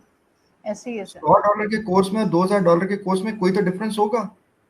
तो जब आप स्किल एक्वायर करने जाते हैं तो top of the line skill acquire करें, क्योंकि वही स्किल ने आपके अगले कई सालों के उतनी खर्चे। से स्ट्रगल कम हो जाती है फर्दर, जब आप मार्केट में उतरते हो उतनी स्ट्रगल फिल्टर हो गई चीजें, कुछ लोग नजर आएंगे आपको फिर उस फील्ड में, और आप उसमें जल्दी ग्रो कर सकते हो। यस, और सेकेंडली स्टार्ट स्मॉल। ये मतलब नहीं है कि अगर आप एलएसई, लम्स के, यूएमटी के, यूसीपी के ग्रेजुएट हैं तो आपकी आईबीए के ग्रेजुएट है तो आप एक फर्क लेवल पे बैठे हुए हैं। ठीक है, मजे की बात है, जो आपको आईबीए में या लम्स में पढ़ाया है वही करिकुलम आपको बाकी यूनिवर्सिटीज में पढ़ाया गया। ठीक है, so it's pretty much the same curriculum, वही केस स्टडीज पढ़ाई गई हैं। ओके, मेथोडोलॉजी शायद थोड़ी सी बेहतर हो, लेकिन अगर आप आए हैं तो याद जरा आप भी मार्केट मीडियन के हिसाब से शुरू करें, स्टार्ट स्मॉल। ये नहीं होता कि आप बाहर निकले और आप कहते हैं सुबह मेरी 2 लाख रुपए की नौकरी लग जाए, नहीं लगेगी तो मैं घर बैठा हूं, तो आप अगले 3 साल घर बैठे रहेंगे। ठीक है, फिर क्या होता है कि अब इनकंसिस्टेंसी, परसिस्टेंस का इश्यू है। 1 साल नौकरी की, 6 महीने नौकरी की, नौकरी छोड़ दी, मैं अपना काम कर रहा हूँ। फिर 2 महीने 3 महीने जाया किए, अपना काम नहीं हुआ, इन्वेस्टर नहीं मिला, कोई मछली नहीं फंसी, किसी को कोई बकरा हलाल नहीं हो सका, फिर नौकरी ढूंढने निकल गए। फिर 7 महीने नौकरी की, फिर छोड़ दी। मसले पूछो, नौकरी क्यों छोड़ी थी? जी एटीट्यूड का इशू था जी, वहां पॉलिटिक्स बड़ी थी जी, बॉस समझ में नहीं आया। यार कहाँ पे तुम लोगों की कंसिस्टेंसी भाई? कंसिस्टेंटली किसी सेक्टर में काम तो करो। कंसिस्टेंसी भी नहीं है, परसिस्टेंस भी नहीं है, टाइम पे ऑफिस आना भी नहीं है, टाइम पे जाना भी नहीं है, हर दूसरे दिन बहाना भी तैयार होना है काम ना करने का, कभी बिजली चली गई है, कभी ये हो गया, कभी वो हो गया, कभी इंटरनेट नहीं है। भाई इन चीजों से बाहर आ जाओ। जब तक आप इन चीजों से बाहर नहीं आएंगे आप अपनी हालत खुद चेंज नहीं कर सकते। जब तक आप लोगों के पास कंप्लीट इंफॉर्मेशन नहीं होगी, आप वेल रिसर्च नहीं होंगे, आपको खुद अपने रास्ते का नहीं पता होगा, आप कुछ नहीं कर सकते। लोगों से और बाहर ये सो कॉल्ड ही मेंटोर फॉलो करना और ये सारा करना, इससे जरा बाहर आ जाए यार आप लोग। इनको कोई जरूरत नहीं कुछ करने की, मुझे भी फॉलो करने की जरूरत नहीं। ठीक है, ये जो मैंने बातें कर दी इनको समझें, उसके बाद छोड़ दें मुझको भी। ठीक है, don't follow me, go and do your own research. ठीक है, प्रैक्टिकली देखो। ये रात को बैठ के लेट के मोटिवेशनल लेक्चर सुन के और कहना सुबह मैं एंटरप्रेन्योर बन जाऊंगा, इसकी कोई जरूरत नहीं है यार आपको। आपने जो रात अपना टाइम लगाना है उस टाइम के ऊपर जाके देखो कि कौन सा कोर्स करना है और वो कोर्स की डिमांड कितनी है, और अगर उसकी डिमांड है तो मैं उसको अगर आज 1 लाख रुपए इन्वेस्ट करता हूँ तो कितनी जल्दी 10 लाख रुपए बना सकता हूँ उसमें से। This is the future. अच्छा सर, ये तो वो है कि जो करना चाह रहे हैं कोर्स। एक और क्वेश्चन मैं ऐड करना चाहूंगी, वो लोग जो ऑलरेडी इतनी इन्वेस्टमेंट कर चुके और वो ऐसे लेवल पे हैं कि अब वो मजीद ना तो इन्वेस्ट कर सकते हैं, उनको तो वो क्या करें उस वक्त? वो अब मतलब किधर जाएंगे? अब वो इसी तरह से ही रह जाएंगे या वो मतलब उनके पास क्या वे आउट है? नहीं, उन्होंने अगर इन्वेस्टमेंट इतनी सारी कर ली है और अगर उनके पास इतना अच्छा प्रैक्टिकल एक्सपोजर है तो मेरा नहीं ख्याल कि उनको कोई शख्स भी कहेगा कि हम आपको हायर नहीं करना चाहते। ठीक है, जो प्रोफेशनल लोग हैं उनकी तो कमी है इस मुल्क में। हमें तो प्रोफेशनल बंदा ही नहीं मिलता। मैं तो खुद ढूंढ रहा हूँ कोई प्रोफेशनल मिल जाए। मेरे पास कम से कम भी 5 से 6 पोजीशंस ओपन है इस वक्त एज वी स्पीक। मेरे पास और सर, प्रोफेशनल लोग। जिस तरह की आप बता रहे हैं कि उसके लिए बेसिक चीजें हैं कि आप पंचुअल हो, आप कमिटेड हो, आप डिसिप्लिन हो, तो वो डिजिटल स्किल्स में नहीं आना। वो मार्केटिंग तो आपकी अपनी पर्सनैलिटी है कि आपने ऐसी जो है डेवलप करना है। की पोजीशन ओपन है आपकी। मैं नाम नहीं लूंगा। आपकी टीम के साथ भी हमारी कोऑर्डिनेशन चली। ठीक है, और 2-3 और लोगों की भी डिजिटल मार्केटिंग टीम से हमारी एसोसिएट चलती रहती है। अभी थोड़ी देर पहले मेरी डिजिटल मार्केटिंग की किसी टीम के साथ बात हुई, वो कहीं कोई पैनल डिस्कशन है, उसके लिए मैंने उससे पूछा, मैंने कहा यार आपकी क्या स्ट्रैटेजी है इसको मार्केट करने की? सर हमें नहीं पता, बूस्ट लगा देंगे सर 5,000 रुपए की। और भाई बूस्ट लगा के काम होता है? इवेंट लगा देंगे सर, प्री पोस्ट इवेंट कर देंगे, वीडियो बना देंगे। भाई ये डिजिटल मार्केटिंग नहीं है, ये तो पूरी दुनिया कर रही है। आप क्या कर रहे हो? सर इधर 2-3 टिप्स हमें भी दे दें, बहुत से लोग सुनने वालों को फायदा हो जाएगा, हम भी यही समझते हैं। डिजिटल मार्केटिंग के ऊपर एक अलग शो करेंगे जिसमें हम इसको डिटेल में डिस्कस कर सकते हैं। लेकिन ओके कहने सर, का ओके। मतलब है कि this is not digital marketing, so you need to learn what is digital marketing and this is the problem. We are looking for a digital marketer, मुझे नहीं मिल रहा पूरे पाकिस्तान में। अब वो शख्स जिसने 5-10 कोर्सेज किए हुए और जिसको प्रॉपर काम आता है और जिसने टेस्ट मार्केट की हुई है, भाई सुबह आज जितने पैसे मांगोगे दे दूंगा। ठीक है, लेकिन अगर सीवी पे झूठ लिखा होगा और कहोगे ये भी आता है वो भी आता है, 2 दिन तीसरे दिन पता लग सर जाएगा। वो आपके पास कौन सा फिल्टर है जिससे पता चल जाता है ये सच है ये झूठ है? शक्ल, तो शक्ल से पता लग जाता है। तो शक्लें बोलती हैं क्या? 100%। आपको शक्ल से पता लग जाता है कि कौन कहाँ से आ रहा है। अब तो इतना एक्सपीरियंस हो गया, ठीक है, 2 मिनट आप सिस्टम पे बिठाते हो, 2 टास्क देते हो, उसको कहते हो भाई इसको एग्जीक्यूट करो, उसी वक्त पता लग जाता है कितने पानी में बैठा हुआ है। बिल्कुल, बिल्कुल। 72 आवर्स में you get to know what a person is all about, what is he made of, ठीक है। बिल्कुल। और 2 महीने बाद तो उसका अंदर बाहर पता लग जाता है कि वो क्या है, क्या वीकनेसेस हैं उसकी, क्या स्ट्रेंथ्स हैं, we know everything. So, you know, all of these things needs to be considered. People need to work hard. People need to work smart. आपने जो भी बनना है, एम ही अपने आप को डिजिटल मार्केटिंग ना कहना शुरू कर दे। और भाई पहले उसको पूरी तरह सीखो, अंदर बाहर घुसो उस सब्जेक्ट के, उसके एक्सपर्ट बनो। अगर एक्सपर्ट हो तो तुम्हारी डिमांड है, पॉसिबल ही नहीं है कि आपकी डिमांड ना हो। बिल्कुल ऐसे ही है। सर आपने ये जो सिचुएशन बताई इसमें आपने शुरू में बिल्कुल जिक्र किया था 4 से 5 कैटेगरीज का जो टीचर से स्टार्ट हुई थी और अमाम तक गई थी। सर आपको क्या लगता है इस वक्त हमारी सोसाइटी को सबसे ज़्यादा किस कैटेगरी की ज़रूरत है? हमें टीचर्स चाहिए, हमें मेंटोर्स चाहिए, अमाम चाहिए, और सर जो एक मैच्योरिटी का लेवल है वहाँ तक तो पहुँचते हुए खुद इंसान को बहुत टाइम लग जाता है। आपको क्या लगता है कि किस क्लास को सबसे आगे आके कंट्रीब्यूट करना है तो कम से कम ये जो यूथ के मसले हैं ये किसी हद तक हल हो सकते हैं? इसमें बहुत सारे अच्छे टीचर्स भी हैं, बहुत सारे मेरे अपने बहुत सारे अच्छे टीचर्स हैं जिनको मैं आज भी याद करता हूँ, बहुत सारे अच्छे मेंटोर्स भी हैं। इमाम तो ऑब्वियसली जब आएंगे सो अल्लाह ताला जी ऐसे ही है, ऐसे हमारे ही। नसीब में होगा तो होगा। बहुत सारे अच्छे मुर्शिद भी हैं और सारे लोग हैं, ट्रेनर्स भी हैं, कोचेस भी हैं। पॉसिबिलिटीज़ एक कंपनी है, कार्नेलियन एक कंपनी है, ये बड़ी कंपनीज हैं, प्रॉपर कोचिंग ट्रेनिंग करवाती हैं। अच्छे इंस्टीट्यूट्स भी हैं, ऐसे नहीं कि अच्छे इंस्टीट्यूट्स नहीं हैं, यू नो। लम्स एक अच्छा इंस्टीट्यूट है, IB अच्छा इंस्टीट्यूट है, LSE अच्छा इंस्टीट्यूट है, पंजाब यूनिवर्सिटी के ग्राफिक डिज़ाइनिंग और ये डिज़ाइन डिपार्टमेंट के लोग बहुत अच्छे हैं। NC और इंडस अच्छा इंस्टीट्यूट है। UTB अपेरेंटली आई होप कि अब बेहतर हो गया होगा। Punjab university is a good university. KP के अंदर मुझे जो सबसे अच्छे स्टूडेंट्स नजर आए हैं वो KPK के नजर आए हैं, बाय द वे।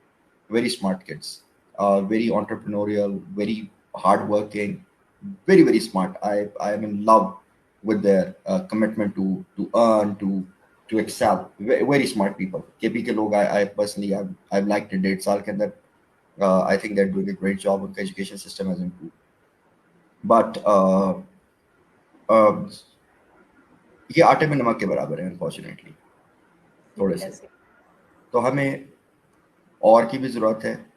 और जो लोग ऑलरेडी इस प्रोफेशन में, मसलन जो टीचर है, it's my message to them कि आप अपने आप को इम्प्रूव करें। अगर आपको लोग मेंटोर समझते हैं और आपकी फॉलोइंग है तो यार किसी मेंटोर से, किसी असली मेंटोर से मेंटोरशिप सीख लें, ठीक है। उनको भी सर आप एक लास्ट चांस दे रहे हैं कि अगर बजाहिर आप मेंटोर बने हुए और अंदर से नहीं है तो प्लीज अंदर ही अंदर राब्ता करके अंडरग्राउंड सीख लें इसको, सीख लें। जो लोग पीछे लगे हुए हैं कम से कम उनको अच्छा मशवरा दे सके। हाँ बिल्कुल, अगर आपकी फॉलोइंग है तो सीख लें। And this is how it is, and I think there is always a way. हम टीचर्स को ट्रेन करते हैं, प्रोफेसर्स को ट्रेन करते हैं, जितने बड़े स्कूल्स हैं वो अपने टीचर्स को ट्रेन करते हैं। और इसी तरह मेंटोर्स भी अपने आप को ट्रेन करते हैं, नए एवेन्यूज़ को फोकस करते हैं, नए कनेक्शंस बनाते हैं, अपने से बड़ों को सुनते हैं, अपने ज़्यादा सक्सेसफुल लोगों को देखते हैं। So learning as I said is always a 2 way street. लेकिन प्रॉब्लम ये है कि जब ये लोग अपने दरवाजे बंद कर देते हैं लर्निंग के और अपने ख्यालात और अपने सो कॉल्ड बिलीफ सिस्टम्स के ऊपर एडमेंट हो जाते हैं तो उसके बाद तबाही शुरू हो जाती है। बिल्कुल सर। तो एलिवेशन जो है वो हर किसी के लिए ज़रूरी है, हर शख्स को अपने आप को अपडेट रखना है। और सायरा शाकिर की जो है वो मैसेज के साथ हम इसको क्लोजिंग की तरफ लेके जाते हैं। वो कह रही हैं कि मेरी दुआ है कि इस सेशन को हमारे मुल्क की सारी यूथ देख ले। बिल्कुल ऐसे है सर, ये वाकई अगर सारे लोग इसको देख लें तो ऑब्वियसली इससे बहुत कुछ सीख सकते हैं। वो लोग जो इस वक्त सब्जेक्ट को सेलेक्ट कर रहे हैं, वो लोग जो इस वक्त नई जॉब ढूंढ रहे हैं, वो लोग जो इस वक्त अपना बिजनेस करना चाह रहे हैं और उनको समझ नहीं आ रही कि इस इंडस्ट्री में वो इन्वेस्ट करें अपना टाइम, अपनी एनर्जी और अपना पैसा, तो वो अगर इसको देख लेंगे तो ऑब्वियसली हमें जो है वो बहुत सी प्रैक्टिकल बातें आज जो है वो शफात हाशमी साहब ने बताई हैं। और ये अदील जो है उनका हम एक लेना चाहेंगे इसमें कमेंट। शफात हाशमी भाई, what you suggest people who don't take action, how they can transform and start taking massive actions? Adil bhai is a very good, he is a brother to me, you know, very, very close. He's also our client. He's also our brother. He's also Adil Saab himself is a coach and a trainer, and a very good sales trainer. And I would recommend online if somebody needs to learn sales, you need to go to this gentleman. I mean, he is one of the finest sales trainers I've seen. Very, very well equipped. And furthermore, इन्होंने action की बात इसलिए की because ये sales के business leadership के pan dynamic leadership course इन्होंने recently launch किया है. So the point is this कि अदील साहब जो है इन्होंने एक्शन की बात और ये सवाल इसलिए नहीं पूछा कि इनको नहीं इसका जवाब पता. इन्होंने ये सारे लोगों को पता चल जाए जिनको नहीं पता. बिल्कुल. So Adil bhai, thank you for adding and as always watching us. Action जो है ना, अमल से जिंदगी बनती है, जन्नत भी जानो. जन्नत भी जानो, बिल्कुल ऐसे ही है. ओके, अमल के बगैर कुछ नहीं है. मैं वो कंक्लूसिव रिमार्क देना चाहता था जब आप बात फरमा रही थी कि भाई हर किसी के ना आपकी दौड़ अपनी है. अगर आप सुबह फाके कर लें, कोई बाहर से रिश्तेदार नहीं आएगा आपको खाना देने. एक दफा दो दफा देगा, तीसरी दफा कहेगा यार क्या मुसीबत है, इसका फोन आ रहा है तो उसका मतलब मांगने के लिए आ रहा है. ये तो हमेशा से प्रॉब्लम नहीं होती है, ठीक है, या प्रॉब्लम नहीं होता है. आज इसका फोन आ रहा है तो कोई ना कोई इसको प्रॉब्लम ही होगी, तभी इसने याद किया. एक टाइम ऐसा आता है जब आपको कोई हेल्प नहीं करता. अगर आप खुदा ना खास्ता बीमार हो जाए ना और ऑन योर ओन हो, तो कोई फोन करके ये नहीं कहेगा कि भाई आओ मैं तुम्हें हॉस्पिटल ले जाता हूँ. Nobody will come to your aid. ये जिन लोगों से आप लोग मशवरा मांगते हैं ना कि जी ये मशवरा दे दो, ये दे दो, वो दे दो, उनकी जेब से क्या जा रहा है? उनकी जेब से तो कुछ नहीं जा रहा. उन्हें तो बोलना है 5 मिनट. 5 मिनट बोलने के बाद उन्होंने अपने आप को उस्ताद भी शेयर कर लेने. 2 दिन बाद आपको कहेंगे भाई मेरा एक टेस्टिमोनियल भी दे दो, और उन्होंने कहना 10 लोगों को और भी बता दो कि मैं बड़ा अच्छा मशवरा देता हूँ. उन्हें तो अपनी फॉलोइंग बढ़ानी है. ठीक है, आप कामयाब हो या नाकाम हो, ये जो मशवरे देने वाले हैं ना, इनका आपसे कोई लेना देना नहीं है. अगर आप इनके मशवरे की वजह से नाकाम हो जाए और कहेंगे भाई मेरा 2 लाख का नुकसान हो गया, जरा वो पूरा कर दे, मैंने आपके मशवरे पे अमल किया है, वो कहेंगे भाई तुमने खुद ही किया था, मैं तो तुम्हें मशवरा दिया था, तुम्हारी मर्जी थी. बिल्कुल ऐसे ही है. 2 लाख क्या, वो तुम्हें 2000 रुपया भी नहीं देंगे. आपको कि अच्छा भाई 2 लाख का नुकसान हो गया, अच्छा आप इतने बड़े मेंटोर हैं, इतने बड़े बिजनेसमैन हैं, अब मेरा कारोबार डूब गया, मुझे 20,000 रुपए की नौकरी दे दे, मैं खा लूं. उनको आपको नौकरी भी नहीं देंगे. मतलब क्या है कि आपकी दौड़ अपनी है. बिल्कुल ऐसे ही है. अगर आप अपनी पर्सनल लाइफ को सीरियस नहीं लेते और ये जो ड्रामेबाजी है ना मशवरों की, जरा इनको छोड़ दें. नौकरी नहीं है सर, बताएं नौकरी कैसे लगेगी? और जा भाई अप्लाई करो और नौकरी लगेगी. नौकरी का बाप भी लगेगा. जाके 6 घंटे खड़े हो बाहर ऑफिस के, नौकरी कैसे नहीं लगेगी? सीवी पकड़ो, प्रिंट करो और जाके डिस्ट्रीब्यूट करो. एचआर मैनेजर अपडेट करो, उसमें थोड़ा टाइम इन्वेस्ट करो, जैसा कि आपने बताया. ओके, घर बैठे हुए नौकरी नहीं लग रही, और भाई जाओ ना बैंक के बाहर जाओ, जाके वहां पे सीवी दो, बैंक के आगे जाके किसी आरएम से मिलो, उसको सीवी दो, उसको sir I am willing to work, आप मुझे इंटर्नशिप दे दे, मैं महीना परफॉर्म करके दिखाऊंगा, मेरी नौकरी कंफर्म कर दे. ठीक है, तैयार होके जाओ, push your boundaries forward. Action करोगे तो मिलेगी ना. मुझसे मशवरे लेने से क्या मिलेगी? कुछ भी नहीं मिलेगी. मैं तो तुम्हें नौकरी नहीं दूंगा. अगर सर शायद वो एक सेटिस्फेक्शन होती है कि हम कुछ कर रहे हैं, दूसरों से पूछ रहे हैं, मशवरा कर रहे हैं, ये भी एक स्टेज है जो बहुत लॉन्ग हो जाती है कई दफा. मशवरे में 2 साल लगा देते हैं. आज प्लानिंग करियर समिट हो रही है, आज फलाना ऑनलाइन सेशन हो रहा है, आज ही वो 4 एचआर मैनेजर्स बैठ के पैनल डिस्कशन कर रहे हैं कि नौकरी कैसे ढूंढो. आज स्किल्स ऑफ द फ्यूचर के ऊपर बात हो रही है. मुझसे स्किल ऑफ द फ्यूचर सुनने की जरूरत नहीं है. गूगल पे जाओ, स्किल ऑफ द फ्यूचर लिखो, 100 पेजेस की रिपोर्ट नजर आ जाएगी सामने, स्किल ऑफ द फ्यूचर की, फोर्ब्स की, ब्लूमबर्ग की और बड़ी बड़ी कंपनीज की. क्यों नहीं पढ़ते हो भाई उसको? ठीक है, यू शुड लर्न. हाँ, वो पढ़ने के बाद मेरे पास आना है और मुझसे पूछना है कि जी अब मुझे बताएं कि इस स्किल में मैं कहां पे जाऊं, तो मैं आपको एडवाइस कर सकता हूं कि पाकिस्तान स्पेसिफिक फ्यूचर क्या आपका, वो आपको गूगल पे नहीं नजर आएगा. मुझसे आपने पूछना है तो मुझसे वो एक्सपीरियंस पूछो जो किताबों से बाहर है, जो प्रैक्टिकल बात है. ठीक है, मुझसे ये मत, मेरे पास हमलों के पास वजह से ना है कि सर मुझे ये बताएं कि हमें कौन से स्किल्स लेने चाहिए. भाई आपको बेहतर पता है आपको कौन से स्किल्स लेने चाहिए. पिछले 10 साल से जक मार रहे हो, तुम्हें यही नहीं पता कि अपना आप एजुकेशन भी कर रहे हो, ग्रेजुएशन भी कर ली, मास्टर्स भी कर लिया, 4-5 छोटे कोर्सेज भी कर लिए, वॉलंटियर काम भी कर लिया, 12 साल बाद जागे हो मुझसे पूछने के लिए सर मुझे क्या स्किल्स लेनी चाहिए। भाई कहाँ पे सोए हुए थे 15 सालों से जो पढ़ रहे थे, उस वक्त नहीं पता था कि आपका करियर पाथ क्या है। Now that you are awake, तो अब जो स्किल्स आपने सुभान अल्लाह ले लिए हैं, भाई उन उन्हीं को स्किल्स को एक दफा टेस्ट करके अप्लाई करके देखे कि वो काम करते हैं कि नहीं करते हैं। कभी मार्केट में गए हो, कभी उस जंगल में गए हो, कभी बाहर खड़े होके फ्लायर डिस्ट्रीब्यूट किए, कभी कोई छोटी सी रेडी लगाई है लॉलीपॉप बेचने की या आइस लॉलीज बेचने की या आइसक्रीम बेचने की, कभी समोसे खड़े होके बेचे हैं, कोई काम किया आपने? क्या काम किया? What have you worked? NGO में जाके तस्वीरें खिंचवा ली हैं इलेक्ट्रिशियन और फूल वालों से कोऑर्डिनेट करके, और एक शादी का इवेंट मैनेजमेंट करके आप इवेंट मैनेजर बन गए, ये काम किया आपने। ठीक है, 40,000 रुपए का कैमरा लेके, उधार पे कैमरा लेके तस्वीरें खींच ली, 5,000 रुपए में एडिटिंग करा के इवेंट मैनेजमेंट बन गए, आप इवेंट मैनेजर बन गए। What do you know about event management? कितना आपको रिपीट बिजनेस मिला इवेंट मैनेजमेंट करने के बाद? क्या आपकी ब्रांडिंग है, क्या लोगो है, क्या आपकी मार्केटिंग स्ट्रैटेजी है एज एन इवेंट मैनेजर? कितने सीरियस है आप अपने इवेंट मैनेजमेंट के बिजनेस के साथ? जीरो। जान पहचान से काम मिल गया, दोस्त की बहन की शादी हो रही है, भाई इवेंट मैनेजमेंट मुझे दे दो, मैं वहां पे फूल पत्तियां लगा दूंगा, सोफे रख दूंगा। उन्होंने कहा अच्छा भाई तू दोस्त है, ले ले यार, कर ले। ठीक है, 50,000 रुपया वहां से बचाया, लाख रुपया बचाया, समझ के इवेंट मैनेजर बन गए। अगला रिपीट बिजनेस कहाँ पे? बिजनेस प्लान कहाँ पे? तो अदील भाई जो एक्शन की बात कर रहे हैं ना, वो बिल्कुल सही बात कर रहे हैं। आप कोचिंग पे जाते हैं, आपको ट्रेनर हैं, कोच हैं, एक दो और लोग हैं, हमारे बहुत सारे दोस्त हैं, और भाई कोचिंग करते हैं, वो कोच ट्रेनर समझा समझा पागल हो जाता है, और भाई ऐसे करो ऐसे करो। 10 दिन वैसे करेंगे, 15वें दिन फिर वहां की जहां पे सुई शुरू हुई थी वहीं पे आके रुक जाएगी। मैं इस कॉम को 1.5 साल से चीख के बता रहा हूं भाई, pitch deck, investment pitch deck, startup का पिच डेक ऐसे बनाते हैं।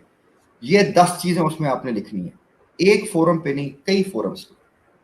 फिर हमारे पास पिच डेक आता है कि मेरा दिल चाहता है कि मैं उसको भी फाड़ दूं, अपने लैपटॉप की स्क्रीन भी तोड़ दूं जिसपे मैं वो देख रहा हूं। क्यों नहीं सीखते हो यार आप लोग? Why don't you learn? Why don't you act? किस चीज का आपको पैम्पर क्या पैम्पर करें आपको? आप यूथ है, आपको बेहतरीन पैम्पर किए। देखो तो सही, तुम्हारे माँ बाप ने तुम्हें कितना सिखाया है, कितना पढ़ाया है, तुम्हें गाड़ी दी है, बाइक्स दी हैं, अच्छे कपड़े दिए हैं, आपको यूनिवर्सिटी की फीसें भरी हैं। आप लोग तो बाकी मुल्कों की तरह नहीं हो कि 18 साल के हुए और उसके बाद कह दिया भाई जाओ खुद ही कमाओ और खुद ही अपनी एजुकेशन पूरी करो। सर अच्छी बात है ना, कम से कम वो जल्दी संभल तो जाते हैं। ठीक है, यहाँ 27 साल 25 साल की उम्र तक आप अपने माँ बाप की गोद में बैठे हुए, ठीक है, और उसके बाद बैठ के कह रहे हैं जी हमें मशवरे दे दें, हमने स्किल्स के एक्वायर करने हैं। ठीक है, आई नो को कॉलेजेस के, यूनिवर्सिटी के प्रोजेक्ट मिलते हैं, आई नो भाई 10,000 रुपया ले लो, कॉलेज का प्रोजेक्ट कर दो, मेरा असाइनमेंट कर दो। जाए जरा फेसबुक ग्रुप्स के ऊपर जहां पे लोगों ने लिखा हुआ है कि भाई 5,000 रुपये मेरी असाइनमेंट कर दो। कंटेंट राइटर चाहिए, कितने रुपीस पर वर्ड चार्ज करेंगे, मेरी प्रेजेंटेशन कर दो। हाथ टूटते हैं तुम्हारे भाई खुद प्रेजेंटेशन करते हुए। माँ बाप के हराम के पैसे हैं जो आप लोग प्रेजेंटेशन बाहर से करवाते हो। This is my concern with this youth. फिर 25 साल के बाद आप लोग जाते हैं और आगे पीछे इन चक्रों में पड़ जाते हैं। स्टार्टअप करने अब्बू के पास गए, नहीं जी मुझे तो शेयर्ड वर्किंग स्पेस चाहिए। और भाई क्यों शेयर्ड वर्किंग स्पेस चाहिए? क्यों, मैं बताता हूं। इसलिए चाहिए कि मुझे शशका चाहिए, मुझे बड़ा कलरफुल लाल पीले नीले काउच चाहिए, रंग बिरंगी पेंटिंग्स चाहिए, वहां पे तस्वीरें चाहिए, 10-15 हॉट बॉयज होंगे वहां पे, 15-20 हॉट गर्ल्स होंगी, जरा मेरी गप हो जाएगी, मैं जरा कॉफीज जाके पीना शुरू कर दूंगा, 2-3 जगह पे हुकअप हो जाऊंगा। ठीक है, 4 मेरी फेसबुक पे तस्वीरें खिंच जाएंगी, माँ बाप का अगेन 6 महीने का पैसा जाया कर दिया आपने।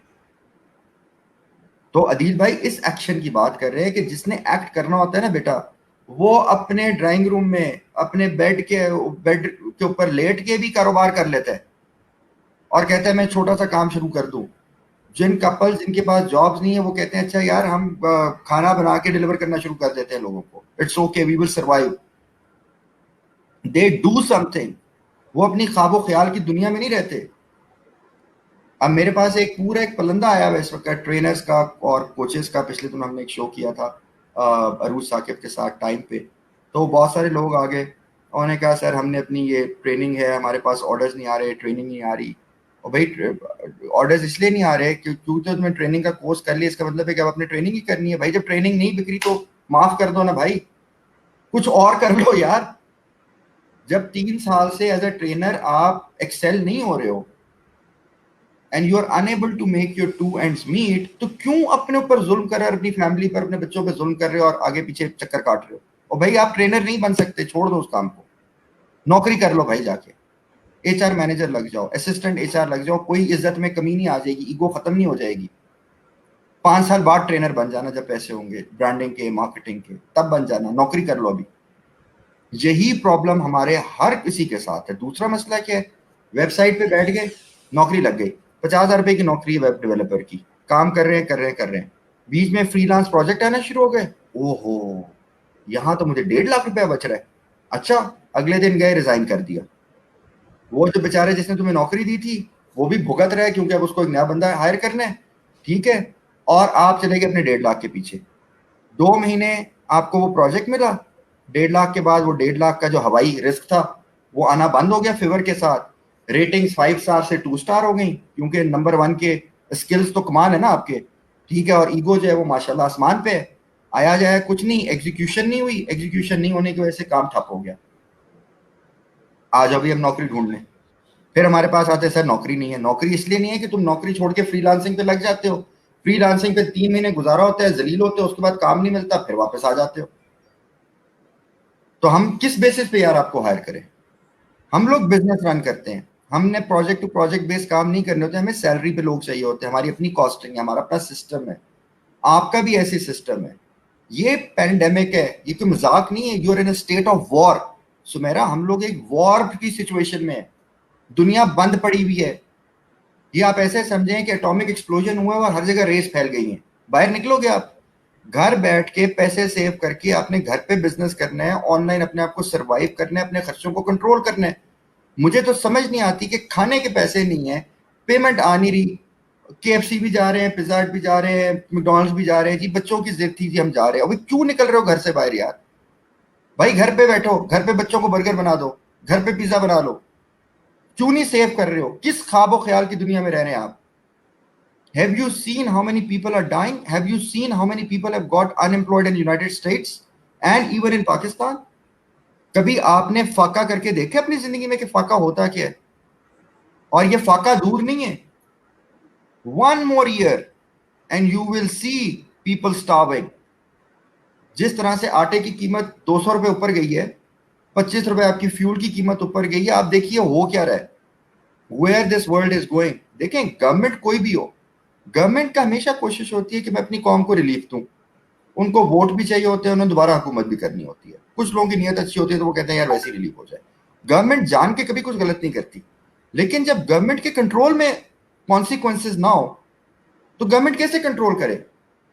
अब भले वो उनकी कैपेबिलिटी का इश्यू हो, या सिनारियोज का इश्यू हो, या प्रेशर का इश्यू हो, या मार्केट का इश्यू हो, जो भी वजह हो, इंटरनेशनल इश्यूज हो, इन्वायरमेंटल फैक्टर्स हो, in short you can not control it. अब जब वो कंट्रोल नहीं हो रहा तो भाई तुम तो अपनी जिंदगी कंट्रोल कर लो ना यार। So this is my message to all the audience कि यार बी प्रैक्टिकल। पूरा दिन बैठ के इस्लामी वीडियोस देखेंगे, नमाज छोड़ देंगे, वीडियो देख रहे होंगे, राइट? सो नहीं सर, देख नहीं रहे होंगे सर, फॉरवर्ड भी कर रहे होंगे, और साथ ये लिख के कि अगर तुमने आगे ना भेजा तो अस्तगफुरुल्लाह, पता नहीं क्या क्या हो जाएगा तुम्हारे साथ। सो देयरफॉर प्लीज ये नॉलेज शेयरिंग, ये अस्सलाम वालेकुम के हार्ट के मैसेजेस अपने पास रखें भाई। फोकस काम करें, टू द पॉइंट काम करें, और अपनी जिंदगी के साथ सीरियस हो जाए। जब सीरियस होंगे तो आप एलिवेट होंगे। सिर्फ अपने आप को एलिवेट कर लो, रूहानी तौर पे भी, फिजिकल पे भी, नॉलेज बेस पे भी, स्किल लेवल पे भी, और प्रोफेशनली भी। इन 5 लेवल्स के ऊपर अपने आप को एलिवेट करने की कोशिश करो। और एलिवेशन का तरीका क्या है? डिसिप्लिन। इन 5 चीजों को डिसिप्लिन लाओ, इनकी लिमिट्स क्रिएट करो।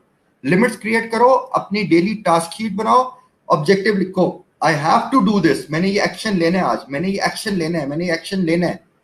वो एक्शन लो, अपनी सेल्फ अप्रेजल करो। कैसे तुम एलिवेट नहीं होगे? सवाल ही नहीं पैदा होता। एक एक बंदा भी सोसाइटी में एलिवेट हो जाए तो पूरी नेशन एलिवेट हो जाएगी। ओके, इसके लिए हमें किसी बाहर से किसी बंदे की जरूरत नहीं है, हमें डोनाल्ड ट्रंप की जरूरत नहीं है, ठीक है? आपको जागने की जरूरत है। तो कॉफी पिए, कोक पिए, सिगरेट पिए, जो भी पीना पिए, ठीक है? पीने के बाद वेकअप हो जाए, ठीक है। बिल्कुल सर, बहुत खूबसूरत, बहुत बेहतरीन कि डिसिप्लिन हो जाएं, जाग जाएं और अपने आप को जो है एलिवेट करें तो सोसाइटी खुद ब खुद एलिवेट हो जाएगी। तो ये एवोल्यूशन के बाद एलिवेशन का हमारा आज चैप्टर क्लोज हुआ। इंशाल्लाह कल हमारी लास्ट एपिसोड होगी और उसमें भी इस तरह की बहुत सी डिस्कशन होगी। और सबसे खूबसूरत बात यह है कि शफात साहब तमाम एरियाज को टच करते हैं ताकि कोई भी ऐसी जगह न रह जाए जहाँ पे ये कहा जाए कि हम क्या करें। तो रास्ता सभी को दिखाया जाता है, अब ये आप पे है कि आप अमल करते हैं कि नहीं करते। तो अपना बहुत सा ख्याल रखिएगा आप सब लोग। इंशाल्लाह कल एक जो है वो लास्ट इसकी एपिसोड के साथ हम आपकी खिदमत में हाजिर होंगे। अपने क्वेश्चन जो है वो रेडी कर लीजिए। अगर आज के भी रिलेटेड कोई क्वेश्चन बाद में आपके माइंड में आते हैं तो प्लीज आप कल भी शेयर कर सकते हैं ताकि हम उसको रिलेट कर लें। Thank you so much for your time. Thank you so much. Allah Hafiz. Allah Hafiz. Wake up everyone, wake up. Wake up. Okay. किसी तरह से भी बस उठ जाएं आप।